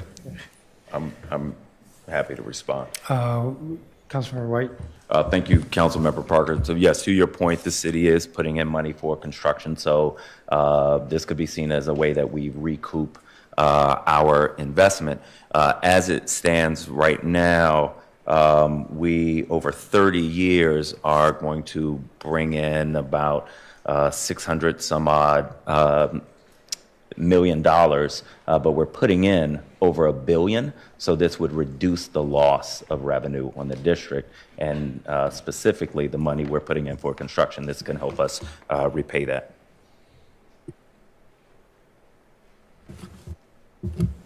Mr. White, did you say 600 million? The number has changed many times, so whatever your number is, Chairman, we can go with that. Well, I'm looking at the TAF. It's about 10% of that. No, you suggested that the city is now bringing in a certain number of millions of dollars because of the changes the council made? Yes, that number was 674 million. There we go. By our calculation, 744 million. Okay, by the so team. whether it's 674 or 744, we're putting in 1.1 billion. So we're taking a loss because of construction. And I'm just not seeing why the city would take a financial loss and excuse a tax. So I don't want to take up Councilmember Parker's time because I will take a second round. Anything further on this? Then second round, Councilmember White. Thank you, Chairman. I want to remind us again that the city is in a financial deficit of about $1 billion over the next 3 years. We're going to put over $1 billion into this, and over 30 years, we're going to get $700 million back. That is lopsided, and so I'm suggesting that nobody, no resident, no other business gets to come into the city and treat taxes like an a la carte menu and say, we'll take this one, but we won't take that one. That's what we're doing here. So I'm just saying we should be consistent. We're not going to limit the team on how much they can charge for the personal seat licenses, but we would tax that like we tax everything else to, cover the needs. When we don't do that, I will remind us we'll be in the budget next year talking about either what residents we're going to raise taxes on or what programs for residents we're going to cut. So instead of doing that to our residents, let's just tax things the way that we normally tax things. If there's no further discussion, we have the amendment before us. And that's for a roll call vote, Chairman. Mr. Cash, would you call the roll? Councilmember Lewis George. No. Councilmember Lewis George votes no. Councilmember McDuffie. No. Councilmember McDuffie votes no. Chairman Mendelson. No. Chairman Mendelson votes no. Councilmember Nadeau. Yes. Councilmember Nadeau votes yes. Councilmember Parker. No. Councilmember Parker votes no. Councilmember Pinto. No. Councilmember Pinto votes no. Councilmember White. Yes. Councilmember White votes yes. Councilmember Allen. Yes. Councilmember Allen votes yes. Councilmember Bonds. No. Councilmember Bonds votes no. Councilmember Felder. No. Councilmember Felder votes no. Councilmember Fruman. No. Councilmember Fruman votes no. Councilmember Henderson. No. Councilmember Henderson votes no. Mr. Chairman, there are 3 yeses and 9 nos. The amendment fails. Councilmember White? Thank you. Councilmember Fruman, you're not on mute. I'm just talking with my brother. Could have been worse.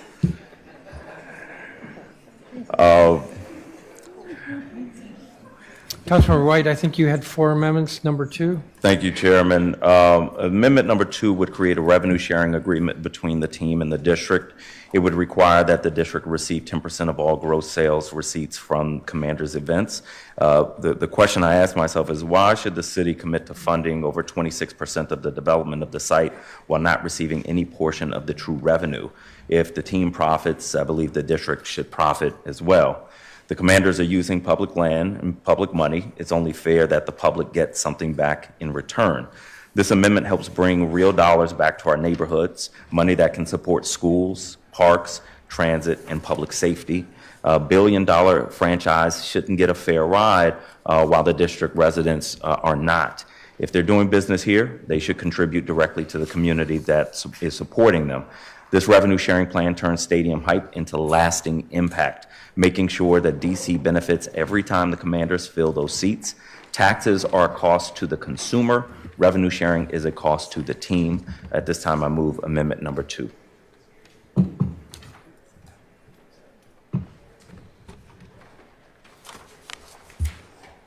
Thank you, Councilmember White. I'm going to ask that members not support this.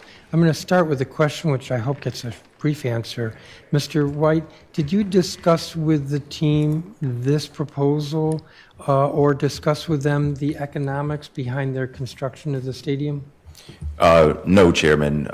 We were supposed to get a contact from the team yesterday. We didn't. And as you and the rest of the members know, we are moving at lightning speed on this.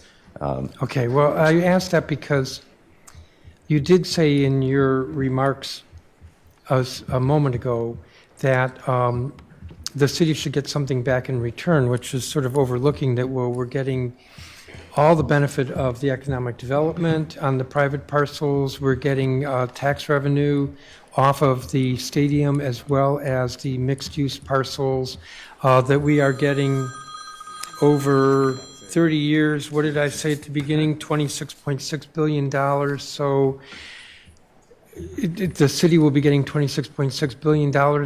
So to say we should be getting something back in return as if we're not getting anything, I think is a very unfair statement.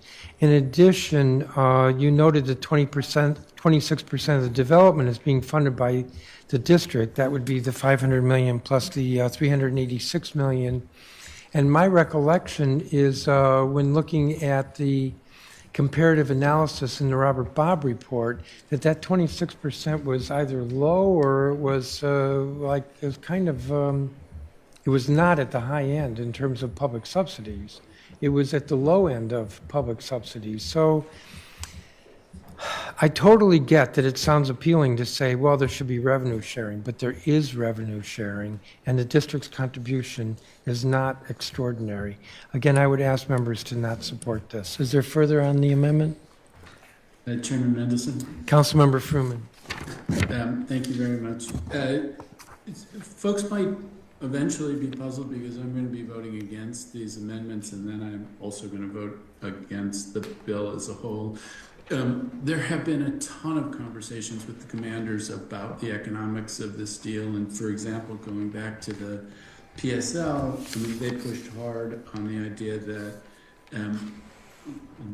that was not the place that they agreed to provide revenue, and they did it in other places.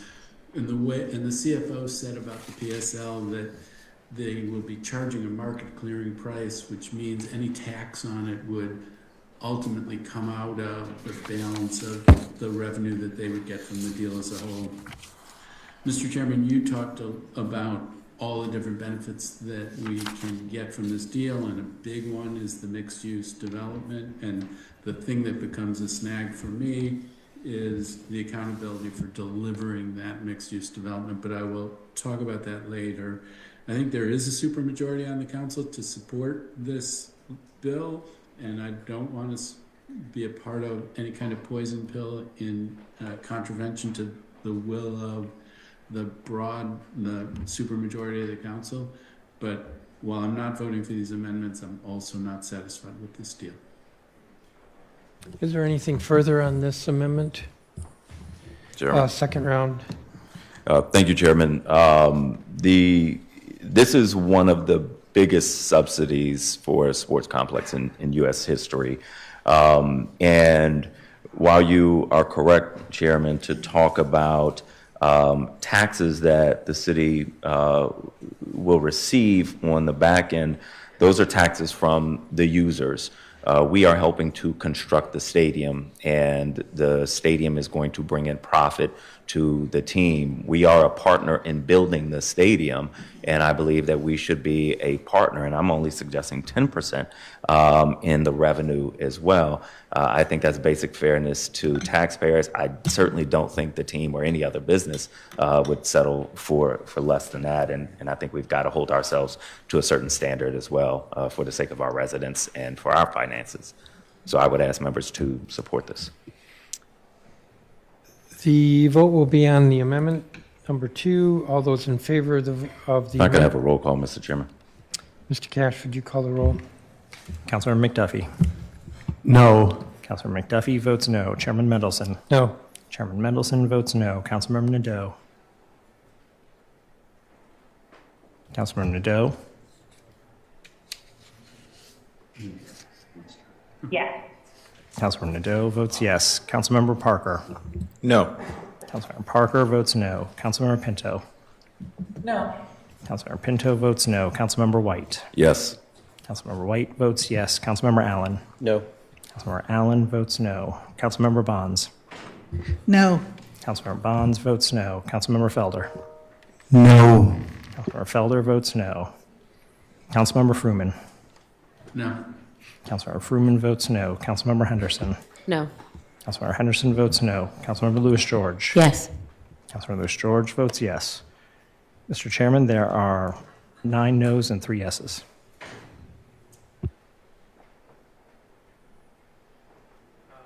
Thank you, Mr. Cash. The amendment fails. Councilmember White, did you have a third amendment? Yes, Chairman. Sorry, pulling that up.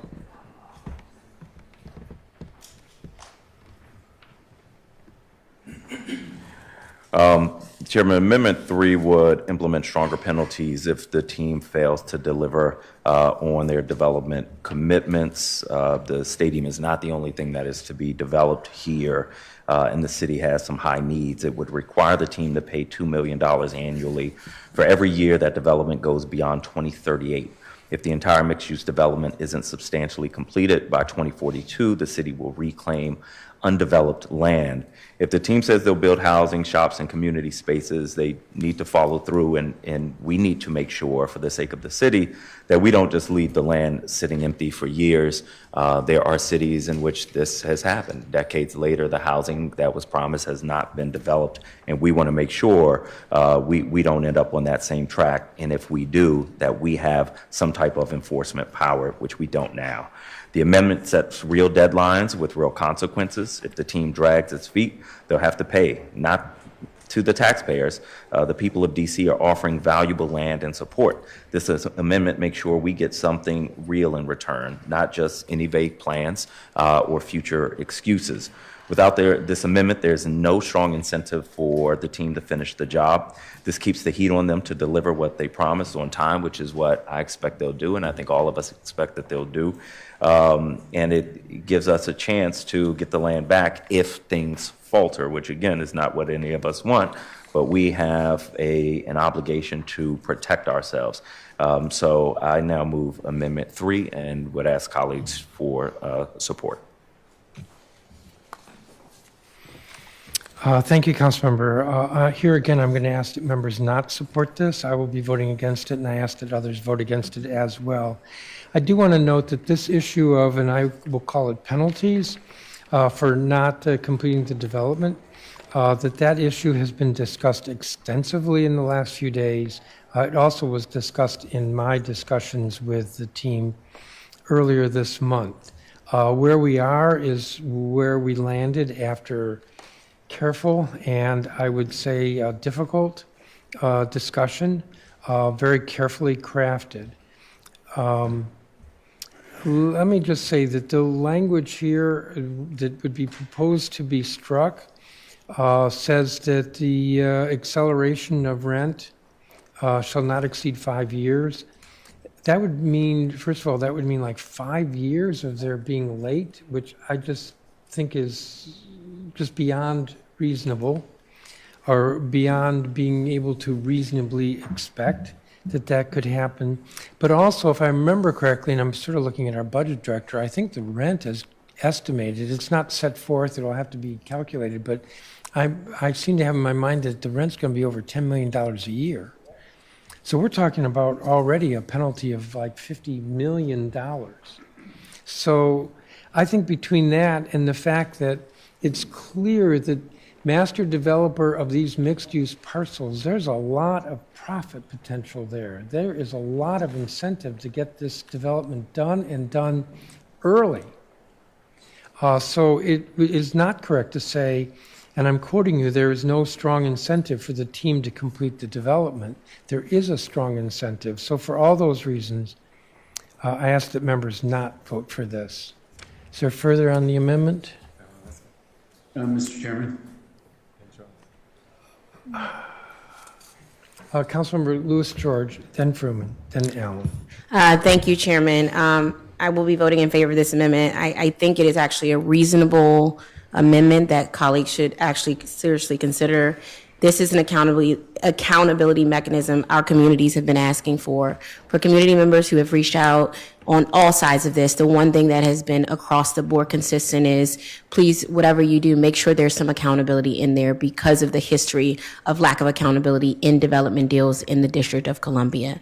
What my colleague, Councilman White, is seeking to do is to give the community what they have been asking for and to cure some of the fears that they have around development and development deals. And so I think this is a reasonable ask in our discussions, and I think it's a reasonable ask because in our discussions, the commanders and the mayor have both said, we're going to get started on this. We don't want to slow walk this. We have every reason to get this done. So I also think they have already shown an ability to not even have to get to the point where they face these penalties. So I don't think there should be any fear from putting this in and incentivizing, because the hope from our discussions is that we won't even get there.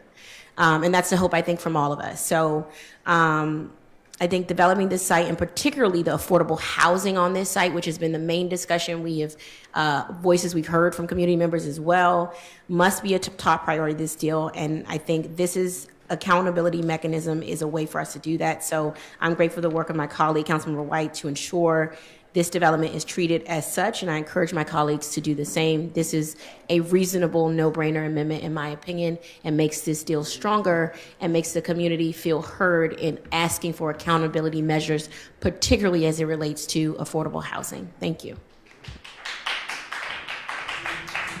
Councilmember Fruman.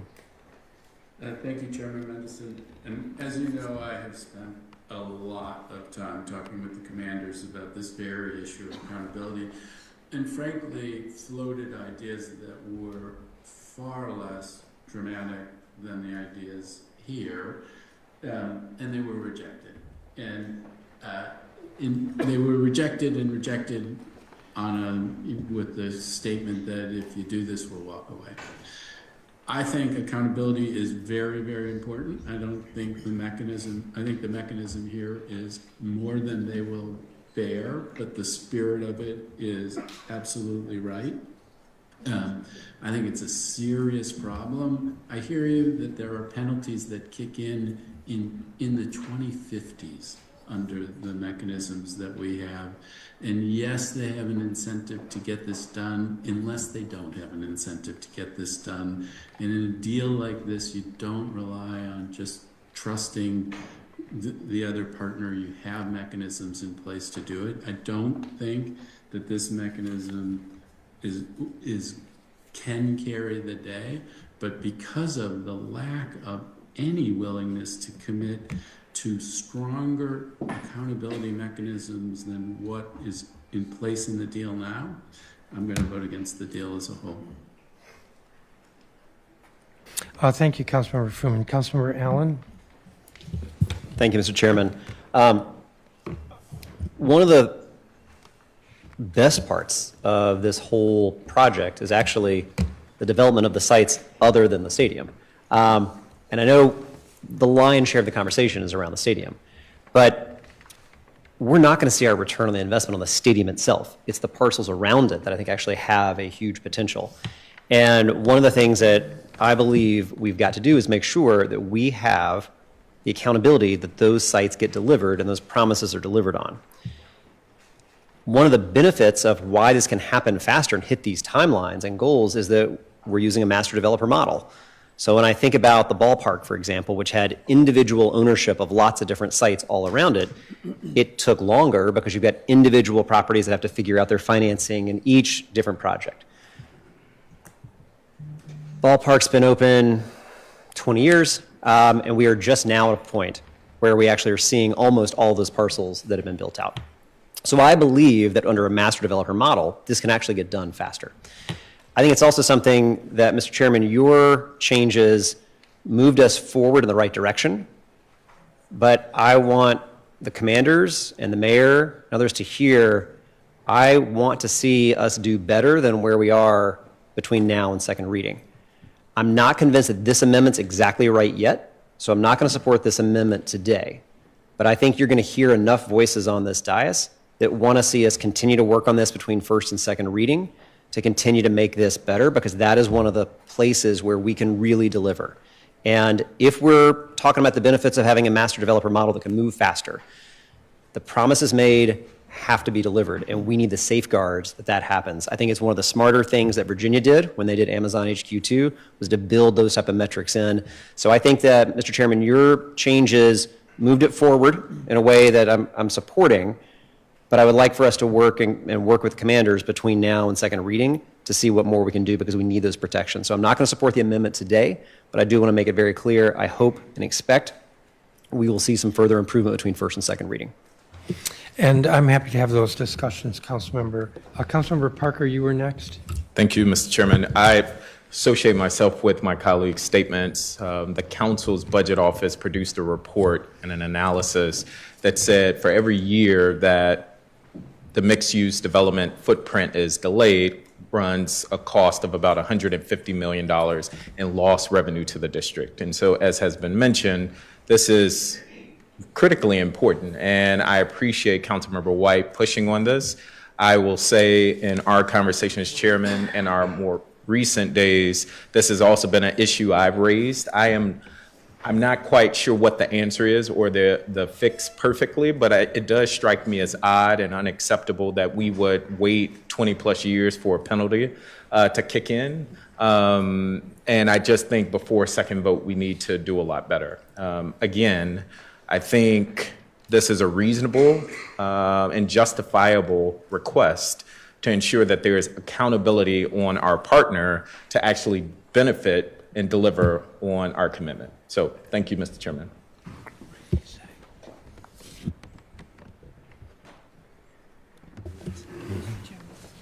Councilmember Bonds. I just wanted to inquire from Mr. White, is the understanding that if your amendment were to pass, when the penalty kicks in, would that change some of the other terms of the agreement? Thank you, Councilmember Bonds. Not that I can see. We would change the current penalty. Mr. Chairman, do you agree it would not change any other parts of the agreement? I don't know that there's a clear answer there, but I would add as well that this was an issue that was discussed extensively with the team, not only when I was negotiating with them, but over the last few days. And it was part of the entire package, if you will. Thank you. Is there any further discussion on the amendment? Chairman. Round two, Councilmember White. Thank you, Chairman. I just want to clarify a couple things. One, what I'm hearing is the team is saying they'll have no problem meeting the deadline on housing, but they'll walk away if there's a penalty, and that makes me nervous. Should make all of us nervous. Who said that? Who said they will walk away? That one of the council members just said that in discussions, they said they would walk away if there was a penalty. Was that Councilmember Fruman? Because it was far more complex what those discussions were. Did you hear? If you heard something different, Chairman, I defer to your characterization. Mr. Chairman, with proposals that were far more modest than this, that is absolutely what they said. So more modest than this, and they will walk away, and that makes me uncomfortable, Chairman. Makes me very uncomfortable. The penalties right now for the public to understand the team wouldn't have to pay the penalties until starting in 2049 or 2050. So I'd say those penalties aren't very real. And the penalties for delay are capped at 5 years. So if it's delayed 6 years, 10 years, 20 years, there are no additional penalties, which means there's no incentive to move it along if it really does get stuck. Now, we have seen projects get stuck in this city for a long time. And the thing that most people tell us they need in this city is more housing. And so if the team is saying they're going to deliver on time, and you, Chairman, are saying you believe they're going to deliver on time, I just don't understand why we wouldn't memorialize that as opposed to, hope and a very vague penalty that would happen 25, 30 years from now. So I would ask for support for this amendment. Thank you, Chairman. Mr. Chairman. Mr. Chairman. Yes, Councilmember Felder. Just a question for Councilmember White. Councilmember, could you walk me through how you came up with the penalty amount, and then why did you push the penalty timeline so far out? Is that to me? No, Councilmember White. I moved the penalty timeline up. The current penalty timeline is far out. It doesn't hit them until somewhere between 2049 and 2050. I don't believe if the point of a penalty is to incentivize action, some threat of action 25 or 30 years from now is not a real threat. So I actually move it up. I don't move it back. And how did you come up with the penalty amount? The penalty amount is, I'm trying to remember, we wanted something that was modest. So $2 million is modest. Again, we're moving at lightning speed. And, I had a call I was expecting from the team yesterday that they didn't call. So, you know, we worked as best we could in that scenario, but we tried to pick something that was modest and not outrageous. Mr. Chairman, can I just add for one thing?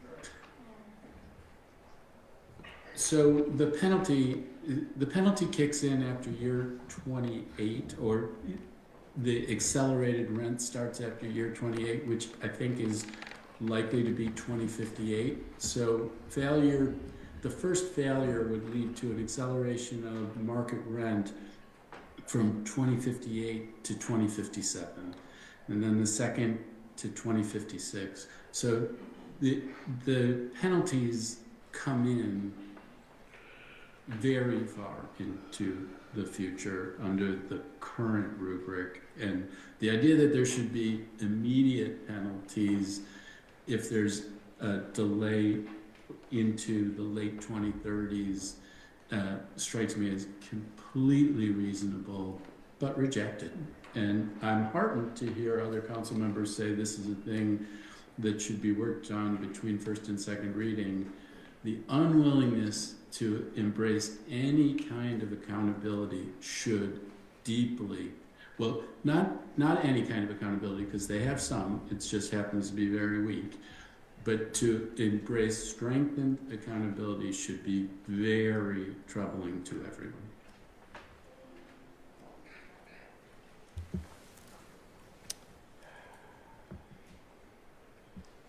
This would be second round. Councilmember Parker. Thank you. I would agree completely with my colleague, Councilmember Fruman.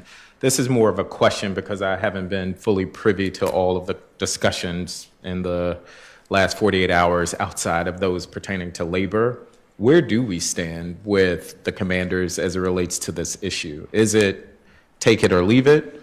Or is it we're going to work on this? Or is it some form of another option?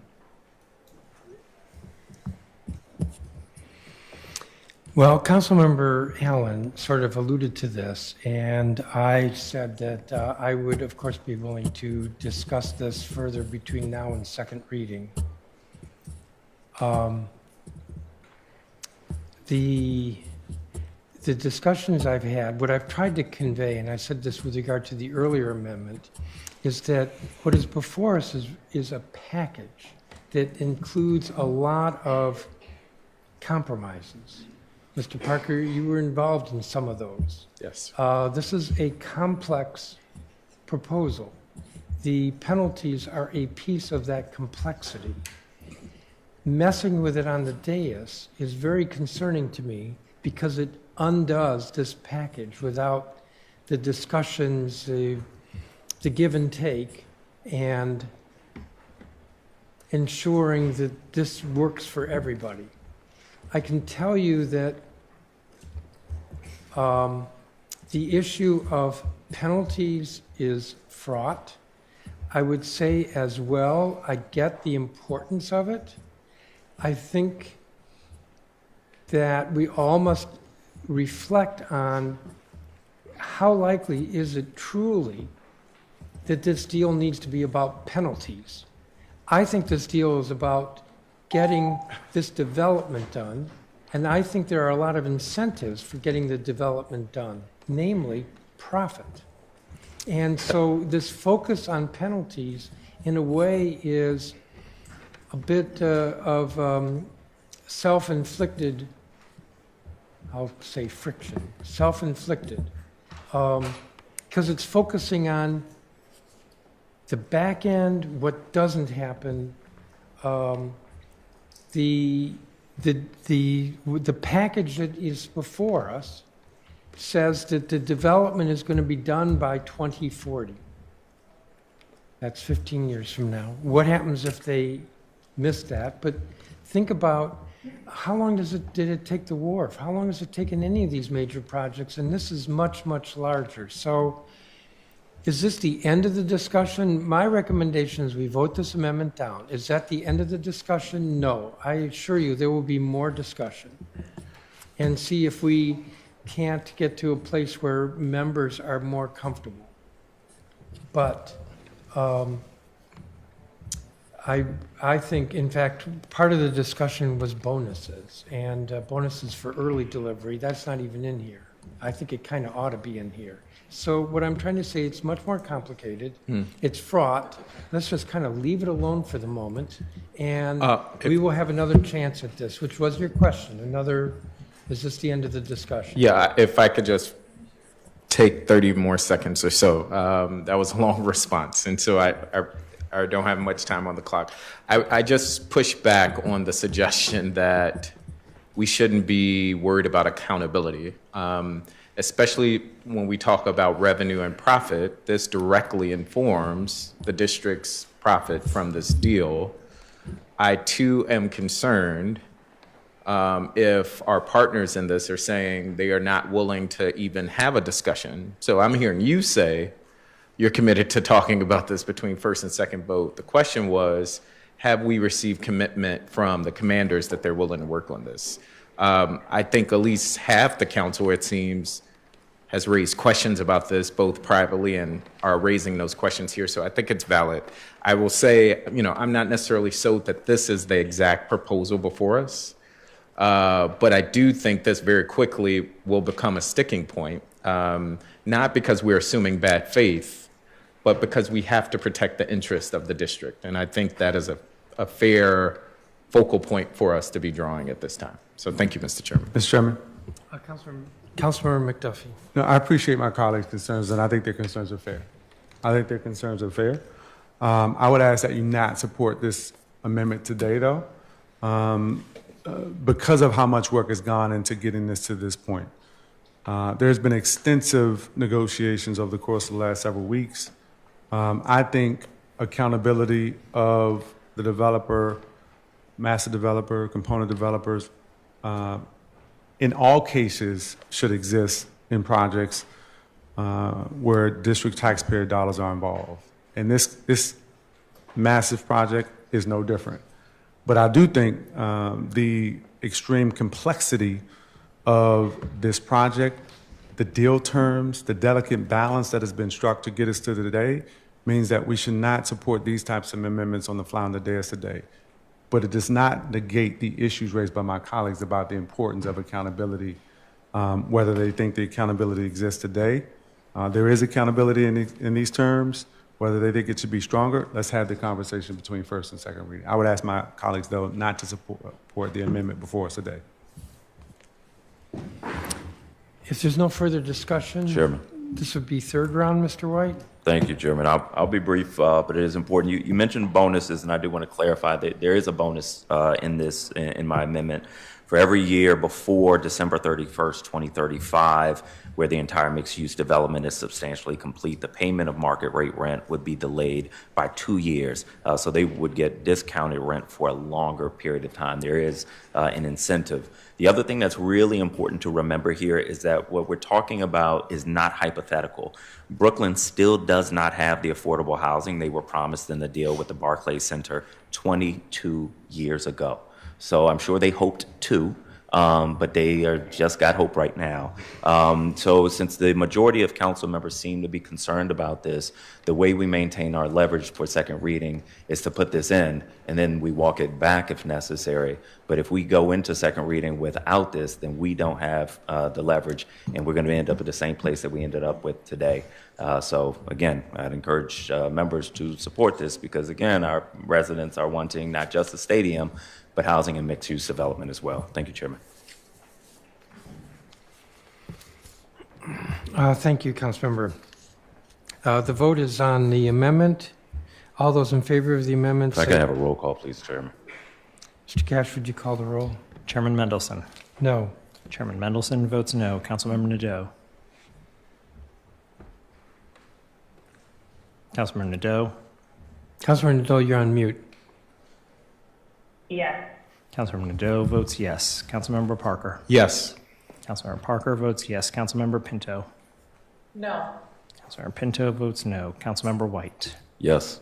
Councilmember White votes yes. Councilmember Allen. No. Councilmember Allen votes no. Councilmember Bonds. No. Councilmember Bonds votes no. Councilmember Felder. No. Councilmember Felder votes no. Councilmember Fruman. No. Councilmember Fruin votes no. Councilmember Henderson. No. Councilmember Henderson votes no. Councilmember Lewis George. Yes. Councilmember Lewis George votes yes. Councilmember McDuffie. No. Councilmember McDuffie votes no. Mr. Chairman, there are 4 yeses and 8 nos. Thank you, Mr. Cash. The amendment fails. Councilmember White, did you have one more? Yes, one more amendment, Mr. Chairman. This amendment addresses a significant concern I have about displacement due to the stadium. Probably every member of this council has spoken about gentrification because DC is the second most gentrified place in this country, which didn't happen by accident or overnight. This amendment would dedicate $10 million annually from the new revenue added to the general fund, from revenue sharing with the team to preservation of affordable homes. Big new developments often lead to rising rents and displacement. This is a fact. This amendment makes sure that longtime residents aren't priced out of their own neighborhoods. It sets aside $10 million a year from revenue to help preserve the homes and the people that people already live in. We know that rents are going to go up substantially. That will displace people and families. We can have a stadium and protect the community. This amendment makes sure that the benefits don't just go to the team and development, but to Washingtonians who call this area home. This is about protecting the heart of the city, which is the families, the seniors, the workers who have built and sustained these neighborhoods for generations. Instead of all of the money going straight to a luxury project, this amendment puts it to work preserving affordable housing to keep communities intact. Mr. Chairman, I'm going to withdraw this amendment because the funding mechanism would have been in Amendment 2, which failed. So this is something I'm going to work on between first and second reading, but I think it would be irresponsible of the council to move forward with a stadium without addressing the inevitable gentrification. Thank you, Chairman. Thank you, Mr. White. In general discussion on the bill that we have before us, I want to note this. The issue of displacement has come up several times. I have suggested that this is not only a worthy issue, but it's also not an immediate issue. We're not going to see the stadium built until 2030. We're not going to see most of the development until the ensuing decade, and so we don't need to deal with this in 2025, this issue of displacement. But it's a serious issue, and I suggest that there are proposals that ought to be introduced that go to the Committee on Business and Economic Development if they involve taxes, which is one approach, or housing then probably would be referred to the Housing Committee, which you chair.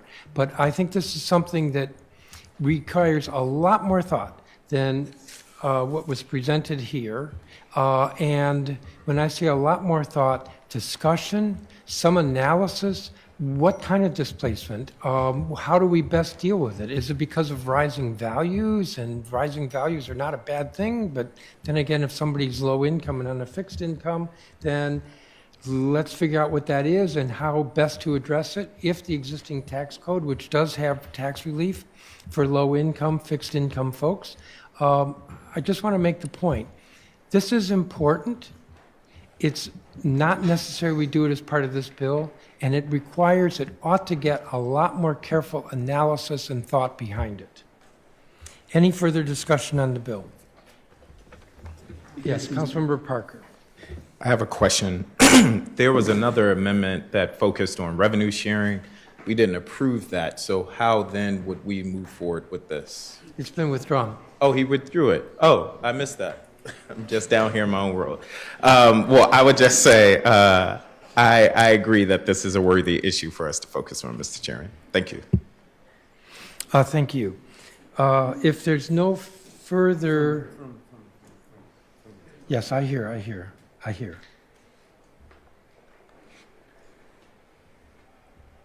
All right, Councilmember Fruman, you wanted to be recognized. Thank you very much. Mr. Chairman, is this the time to speak generally to the bill as a whole? Yes. Okay, thank you very much. So I'm going to go longer than 2 minutes. I apologize in advance. Well, you get 3. So I want it to be a yes. I thought it would be a yes, but alas, I'm a no. And I expect that I'm in the minority, and I want to congratulate my colleagues for what's been accomplished to date. Chairman Mendelson, you did a great job in improving the finances for this bill. Others on the council have done a great job improving other aspects, including around labor and the environment. The commanders have done a good job in clarifying a number of things that they've expressed orally and putting them in writing. A lot of progress has been made, and I think folks have a lot to be proud of, even if I'm not in a position where I can support it. The problem I have is on this accountability for the delivery of the mixed-use development. It is a very, very important issue, and just relying on the hope of parallel interest is not the way business deals work. It's not the way the commanders would enter into an agreement where they are looking for an obligation from a counterparty. They want accountability if there isn't performance by their counterparty. The budget office has talked about that with the stadium, it's a $5 billion benefit to the district. Without a stadium, it's a $9 billion benefit to the district. I could live with that. I could live with that because a stadium could be the catalyzing investment. It could happen more quickly. We could get the mixed use more quickly. There is the intangible benefit of having the commanders here in the city, but a lot rides on the timely delivery of the mixed use portion of the project, and the later that waits, the smaller the benefit to the district. It is really, really important that we have accountability for the timely delivery of that development. I've spent much of the last week seeking modest strengthening of the accountability mechanisms for late delivery. I have tried to work in mechanisms for rewards for early delivery. In the end, the commanders rejected those modest mechanisms, and that is very, very troubling. Not just substantively because they should be in there, but the absolute rejection of accountability mechanisms that kick in earlier is troubling and should be troubling to all of us. I fully expect this bill to pass. I have no interest in, as I voted on the different amendments, showed no interest in seeking any kind of a poison pill, but given the lack of meaningful teeth to ensure timely delivery, I'm a no on this bill. I am heartened to hear others talk about wanting to raise this and work it through between first and second reading. I think that is really important. We cannot just cross our fingers and hope it happens and count on shared interest. We need mechanisms to ensure the mixed-use development is delivered in a timely fashion. Thank you, Councilmember Fruman. Councilmember Pinto. Thank you so much, Chairman Mendelson and Chair McDuffie, and I want to congratulate both of you for the really outstanding work that has gone on as part of this project, and congratulate the mayor and her team for what has been many, many years in the making to get us to today. Today that I hope people are really proud of, how much progress there's been and how much excitement this means. We talk a lot about public-private partnerships in the city and what that can really mean. And I think this is an example and has been an example of the partnership component being very, very strong here to make sure that what is important to council members, what's important to the public, what's important to the economic development perspective of the city is incorporated in this deal. And that's something that I'm very proud of. We have heard from thousands of residents about what they want to see on their land to make this a truly once-in-a-generational opportunity. We heard from residents this week at our public hearing from Native Washingtonians who talked about one idea I really liked was from Reginald Mathis, who talked about this idea of an urban oasis for our young people in reference to the sportsplex that's going to be built so that our young people have places to play. We heard from Sharita Whiting, who talked about going to games at RFK with her family as a child and wanting to bring her son there now. We heard stories after stories of people's both memories and visions for the future of how they can be a part of this deal, which gives me a lot of inspiration and hope that this is going to be really a joy for our city and for our community.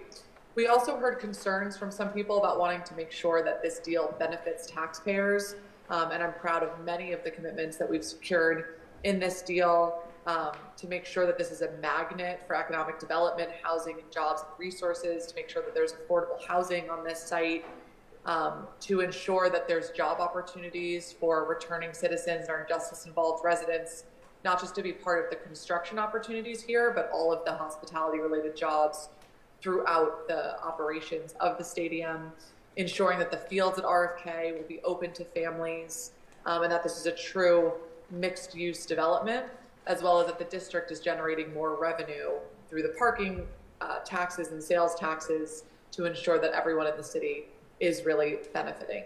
There's going to be no other football stadium in the country where you can look out and see the water and see the monument, and I think this is a really iconic moment for the city, and something that we're all going to look back decades later and be thrilled that we were a part of it. So let's get this deal done. Let's vote yes on this deal today, and congratulations again to everybody who has been so part of this, and most importantly the district residents who have waited long enough for this great news, and I'm thrilled to vote yes on this deal today. Thank you, Councilmember Pinto. Councilmember Felder. Thank you, Mr. Chairman, and good afternoon, council colleagues. Kudos to each of you and members of your team for all the hard work that has gotten us to this point. You know, when I first took office to serve in the role as the Ward 7 council member just under 8 months ago, I came in with a clear mission: to fight for the residents of my ward and deliver on the kinds of transformational changes our community has long been promised but rarely received. Much like rookie quarterback Jaden Daniels, who shocked the league last year with his grit and leadership and being underestimated, trust me, I know that feeling too well. And just like it's Jaden's job to bring the Commanders a championship back to Washington, it's my job to bring the neighborhood-serving amenities that my constituents so desperately deserve. And that's exactly why Bill 26-2088, the Robert Kennedy Campus Redevelopment Act of 2025, sets into motion. But this bill isn't about, it's much more than football in a stadium. It's about righting the historic imbalance of investment across our city. It's about finally giving Ward 7 an anchor it needs to drive economic growth, attract new businesses, create jobs, and instill pride in a community that has waited far long enough for a commitment of this magnitude. I've said this time and time again. For decades, Ward 7 has not received its fair share. But today, I want to do more than just restate the truth. Now, I want to speak directly to the moment at hand. This council has an obligation to do its due diligence. No one disputes that. But I do question why that obligation suddenly becomes a barrier when it's time to invest east of the river. Here's the reality. Public dollars have backed major projects all across this city for years: stadiums, arenas, transit projects, and affordable housing developments. Yet, when Ward 7 finally has an opportunity to benefit the same level of investment, we're met with hesitation, debate, and delay. I have a question. Would this be the case if the RFK redevelopment site was in another ward with a different zip code? It's important to note this as well. My predecessor, the Honorable Vincent C. Cray, when he was faced with serious health challenges, Ward 7's priorities were often overlooked. Its needs went in silence. Now, the same voices that were absent then are the loudest in opposition today. That's not leadership. That's bad politics. And Ward 7 deserves better. Now, over the past several months, I've worked hand in hand with residents through listening sessions, town halls, and neighborhood walks to ensure the deal reflects the hopes, concerns, and vision of the people who will be mostly impacted. And what's before us today is the result of that work. It's a deal rooted in community voice, community needs, and community power. We have a choice to make. We can let fear, politics, and misinformation stall this moment, or we can lead. We can show our residents and future investors that we're serious about inclusive growth and equitable development. So to my colleagues, I urge you all to vote in favor of this legislation and stand with Ward 7, not just in words, but in actions. And join me in delivering the kind of investments that every part of this city deserves. And with that, Mr. Chairman, I defer back to you. Thank you, Councilmember Felder. Councilmember Allen. Thank you very much, Mr. Chairman.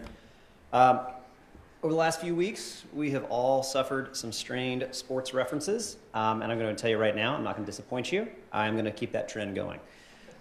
When this deal was given to us and came to the council, it was not on the 1 yard line. I don't even think it was in the red zone. It needed a lot of work. Whether it was diehard Commanders fans that would stop me in the grocery store or people that shared my skepticism about a stadium in the first place, they all universally said the deal that was sent to us wasn't good enough, and they were counting on the council to make it better and to make it more fair. So while I shared my skepticism frequently, I also shared how I believe this deal had to change and how it had to get better. I don't think it's an understatement that this is one of the more consequential votes this body will make. So my vote has hinged on major and significant changes. And I appreciate working with all of my colleagues, with the Commander's leadership, with the mayor's team, and in particular the residents of DC to outline where and how this had to change. So let me spend a moment going through that. I said at the outset we had to invest in Metro and not parking garages. This was one of the biggest faults I saw in the proposal that was put in front of us to build 8,000 parking spots and not put a dime into expanding Metro. Rarely do we have an opportunity to build the equivalent of a small city, but building for the future isn't focused on parking lots. It's not a debate that we have to expand and upgrade our Metro system there. It's just a question of how. I pushed hard on this, and we've made changes. The proposal in front of us now has a transit fund where excess RFK Campus infrastructure funds up to $20 million annually are going to go into this fund to be used specifically to support public transit-related improvements for the RFK Campus, including Metro Rail and Metro Bus. We've also eliminated one of the garages of about 2,000 spots, and the team is working to reorient the parking garages that will be built.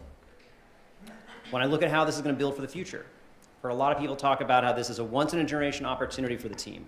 Well, it is a once-in-a-generation opportunity for how we build and design a stadium and the accompanying parcels of land. And the consequences of that decision are going to last for many generations, and they will outlast every single person on this dais and every single person in this room. What's in front of us had several provisions that I insisted had to be included. The design, construction, and maintenance to a LEED Platinum version 5 standard. It's the most stringent set of green building requirements that came out this year. It's going to help us achieve our net zero and decarbonization goals. I want to thank the team for their commitment to design, build, and maintain to both LEED BDC and OM Platinum certifications. We're going to be proud to say that DC and the Commanders will be national leaders on the environment and help set the pace for everybody else. Further, I've added protections now for the Anacostia River and stormwater and environmental standards to safeguard waivers and exemptions from DC law. It's one of the main reasons this site was selected in the first place, on the shores of the river and adjacent to Kingman Island. This is crucial to meet our goals and standards to be a leader. Working families and labor peace. How many times have we heard people cite the number of jobs that could be created here? One of the things that I needed to see were PLAs and labor peace agreements. This was a bright line for many of us, and I've seen firsthand how we use this in major projects to protect high-quality, well-paid jobs with rights. Getting those agreements was crucial to me, and it had to get done. I appreciate the team and our labor leaders for working tirelessly over the last few days to land that commitment. We just had a long conversation around how we deliver on our housing promises. I do believe this is a space where we have to work between first and second reading. But this, if we are giving the land at this level of subsidy, I need to make sure that we see a deal that the developer couldn't come back for even more housing subsidies to help build that housing.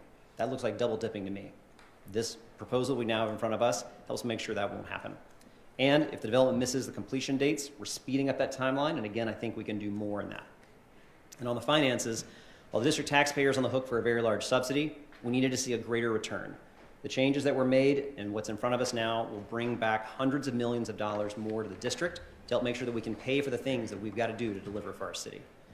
And lastly, with my Ward 6 councilmember hat on, this site has a very great relationship between Ward 7 and Ward 6. The site itself used to be in Ward 6, so I have a lot of familiarity around it.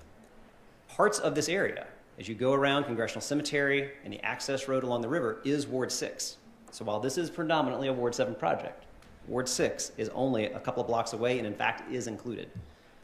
The fact that Ward 6 small businesses are now named in the prioritization goals for our CBEs is a big win for our Ward 6 small businesses, and I'm glad to see that in there. Protecting our nearby neighborhoods from traffic and parking, including on Sundays, which happens to be when we play games, is really important.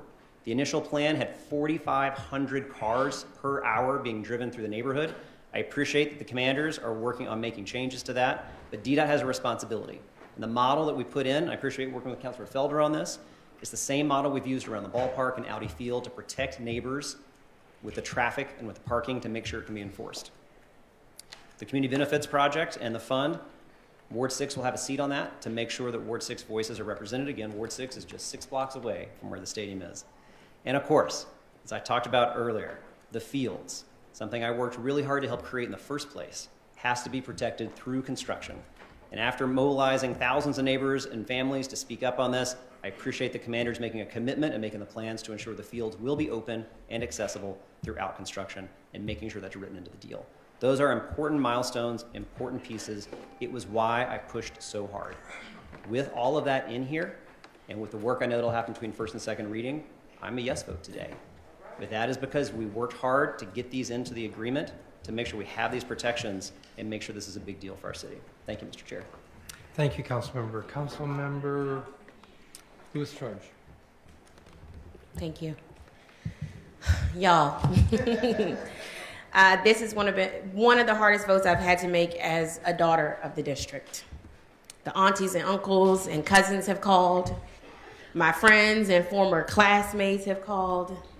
Community leaders and faith leaders and neighbors who I've known since I was knee-high pulled me aside.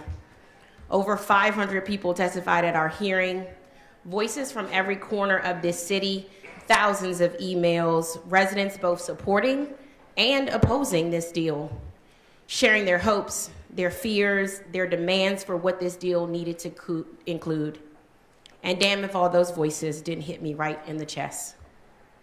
As someone who grew up in this burgundy and gold town, who knows what it feels like when development happens to us instead of for us, stadium deals naturally make my stomach turn because we've seen this movie before.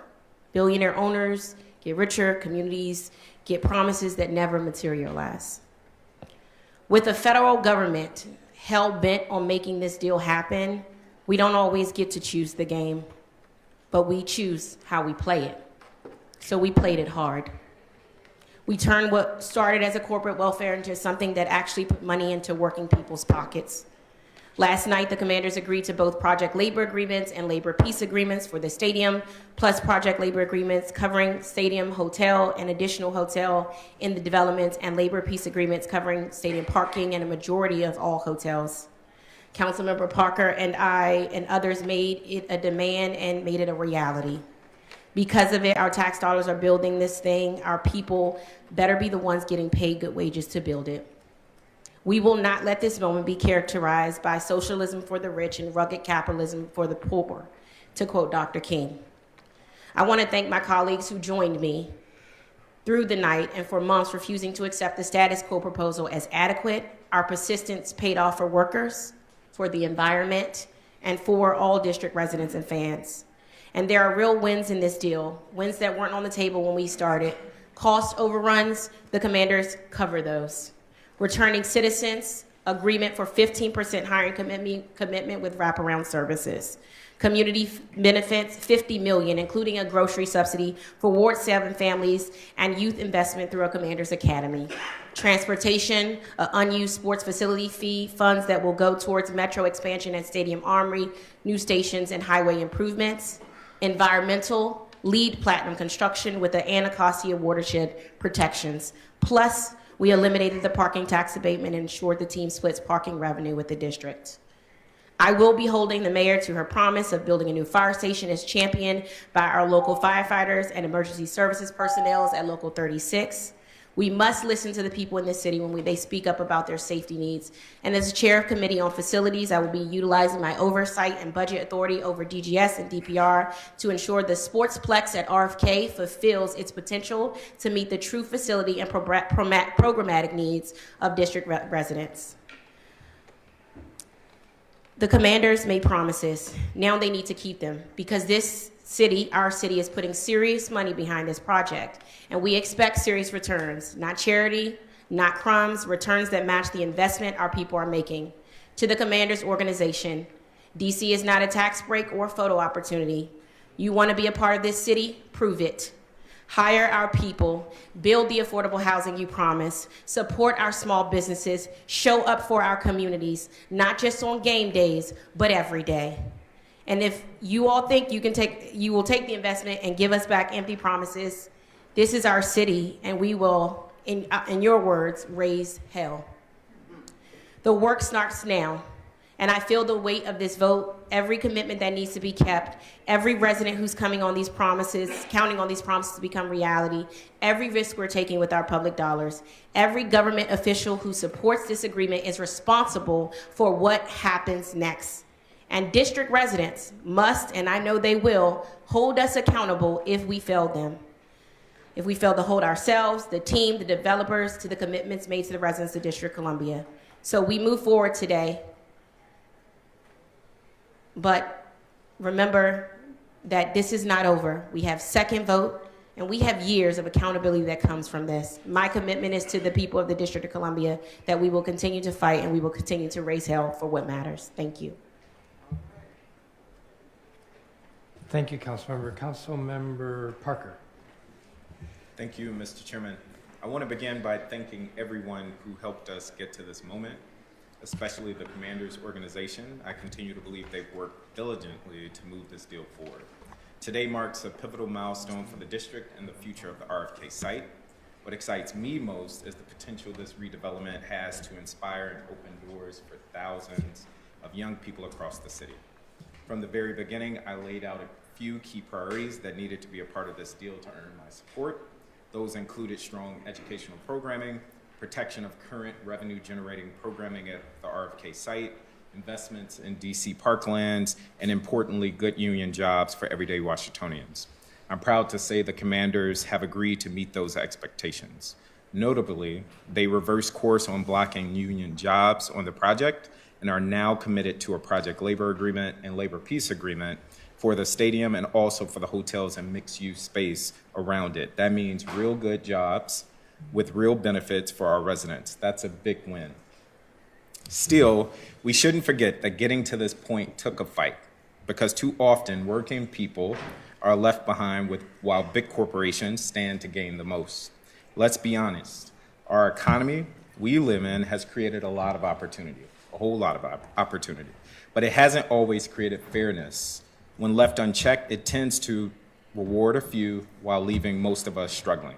So what does this mean for the people in DC right now? It means the work isn't over. And that's why this moment matters. This is about more than a stadium. It's about setting a higher standard for how we grow, who benefits, and the kind of future we build together. The good news is when people organize, speak up, and demand better, things change. You, the people, spoke, and as a result, we saw real changes. Nearly $700 million in adjustments to the bottom line, changes to parking, changes to environmental protections, changes that ensure the development includes a grocery store, apprenticeships for returning citizens, and real opportunities for Black and Brown-owned businesses. There is now explicit references to benefits for wards 5, 7, and 8, and these communities will have a seat at the table directing the community benefits agreement that results from this deal. You helped craft a better deal when we were told it couldn't be done. And while there's still room for improvement, and I'm sure there will be discussions ahead of second vote, you've also made it clear you want the commanders to come home. So here we are. Growth matters, but what matters most is making sure the growth lifts everyone, not just some of us. Let this moment be a reminder. When the people lead, progress follows. And when we demand more, we get closer to the kind of city we all deserve. Thank you, Mr. Chairman. Thank you, Councilmember Parker. Councilmember Henderson? Thank you, Mr. Chairman. From the outset, I voiced that I strongly believe that this deal could and should be improved with respect to parking, transportation, labor protections, and additional revenue for the district. And together, along with my colleagues, as well as the hundreds who testified, the thousands who emailed, we've approved what we have before us today. First, I thought that the initial proposal of 8,000 parking spaces was too high, given the stadium's location in our urban city with prime metro accessibility. Anyone who has attended a sports game or a large entertainment event in the district knows the easiest way to get in and out is either metro, walking, or some other two-wheeled mode of transportation. We are already transit-first oriented in that regard, and any new venue infrastructure in this city should reflect that mindset. We now have a commitment that reduces the overall number of parking garages that will be built on the campus prior to the stadium opening. This is a win. With that commitment to reorient the parking garages, this will not preclude WMATA from moving forward, perhaps with an infill station at Oklahoma and Benning Road, should their studies show that this will be a value add for the entire metro system. This is a win. We now have a $600 million transportation improvement fund for metro improvements to provide improvements at the existing Stadium Armory station and to contribute to the district share should a new station be built. This is a win.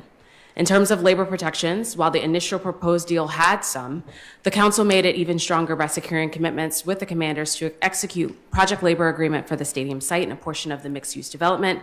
They have also agreed to a labor peace agreement for the operations of the stadium and for the full-service hotels. This is a win. When it came to adding additional revenues for the district, my approach was always about fairness with an eye towards what precedents we were setting, especially with our sports teams.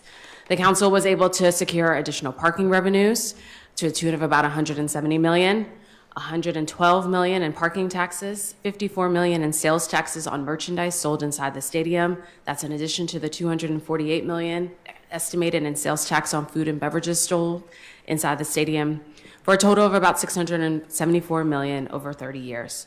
This is more projected revenue than we had at the beginning of May. This is a win. In addition to all of this, we secured $50 million in community benefits and saved about $55 million by restructuring the debt financing. Overall, that's an estimated $779 million in improvements compared to where we started. It's a really big deal. We've upped the environmental standards, as you've heard, as well as are securing a pipeline for about 6,000 new housing units. As I approach the end of my remarks, I want to reiterate a point I made on Wednesday. The district has had a sluggish track record on progress on large economic development sites, whether it's progress on McMillan, progress on Reservation 13, or in other areas of the city. It shows that it's really difficult for us to do this alone. We need a partner, we need private investment, and we need an anchor in order for this to be successful. Today, we have the opportunity, Thank you. Today, we have the opportunity to accelerate the mixed-use development of the campus by 11 years, according to the council's own economic impact analysis. That's significant, especially to the residents who live immediately around the RFK site or commute each and every day down East Capitol Street to see only a rusting, dilapidated structure. I do believe that this is an opportunity for us to turn around our track record and really deliver. And for all of those reasons, I'll be voting in support of the bill today. I do want to quickly thank a few people who worked behind the scenes on this endeavor. I do want to thank Chairman Mendelson and Councilman McDuffie for their work and collaboration with members to improve what was turned to us. Working with 12 members is not an easy order. I'd also like to thank the team of drafters. Writing legislation and making sure the maths is not always easy, especially when it comes immediately following another big piece of legislation like the budget. So I do want to express thank yous to Jen Budoff, Ann Phelps, Lauren Mendoza, Dan Golden, Donnie Crawford, and Christian Washington for their work. And finally, this is probably the only public time I'll get an opportunity to do this. I want to give a shout out to my former boss, Senator Chuck Schumer, and to Senator Tim Kaine from Virginia, who called up the RFK land transfer bill at 1:14 in the morning on the last day of the 2024 congressional session. Without statehood, allyship and co-conspirators are especially important, and I hope that the commanders are viewing this as an opportunity for them to get on the ride with us once again. Thank you. Thank you, Councilmember Henderson. Councilmember White. Thank you, Chairman. Today, we're going to fund one of the largest corporate subsidies in history for a sports arena. But just 4 days ago, we voted to cut programs that feed our kids and keep families housed. It doesn't sit right with me. It doesn't sit right that we don't have money for school buildings, but we have money for a stadium. It doesn't sit right that we don't have money to fix our police stations or fire stations, but we have money for a stadium. It doesn't sit right that we hit our limit for helping first-time homeowners on Talbot Street and Ward 8 whose homes and futures collapsed because of the city, but we have it for a stadium. Make it make sense. I have to ask, who is our commitment to? An investment is supposed to yield a return, but the council's own budget office says this deal will cost us billions of dollars over time. Not a return, a loss. Yes, the council improved the deal, cutting the projected loss by about $700 million, but let's be clear, we're still putting in over $1 billion, so we're choosing to lose less. Under this new deal, the city earned $674 million over 30 years. The team made $609 million last year alone. They make in 1 year what we're going to get back over 3 decades. The city's chief financial officer told us that the Commanders don't need this subsidy to build the stadium, but our kids need it, our families need it, the communities facing displacement as a result of the project need it, and the economists, virtually every national study agrees that stadium subsidies are a bad deal every single time. The idea that DC can't get a stadium without giving away billions of dollars is just false. How can we say we don't have enough for our residents on Monday and then turn around and say we found $1 billion for a billionaire franchise on Friday? I can't do it. It doesn't sit right with me. I'm a no. Thank you, Chairman. Thank you, Councilmember White. Councilmember Nadeau.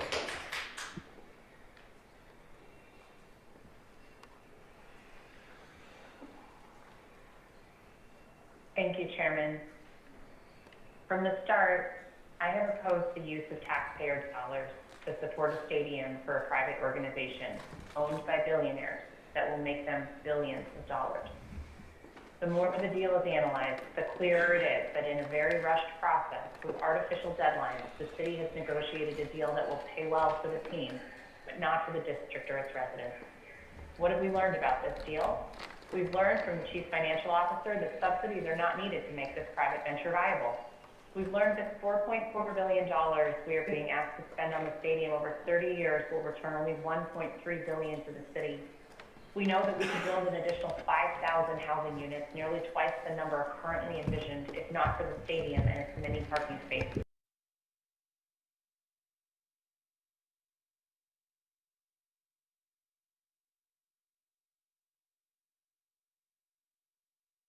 Of all the last-minute concessions, the Commanders refused to negotiate on meaningful guarantees for a housing timeline, which tells us all we need to know about the likelihood that housing development will occur on the timeline in the deal.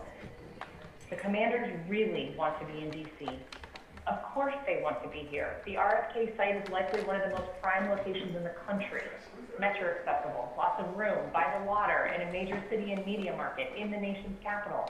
Many people, including the mayor, worked very hard for years to secure DC control of this land.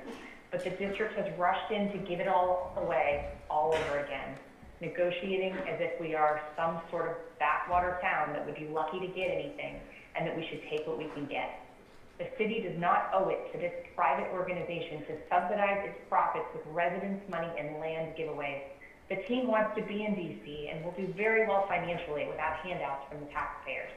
Over the past 36 hours since the public hearing, some of my colleagues have successfully negotiated to make this deal better, speaking with team officials and fellow council members to ask for safeguards for the environment and labor, and I applaud them for those efforts and for making meaningful improvements to this deal. And if it passes, residents for many years to come can thank these colleagues for looking out for all of us.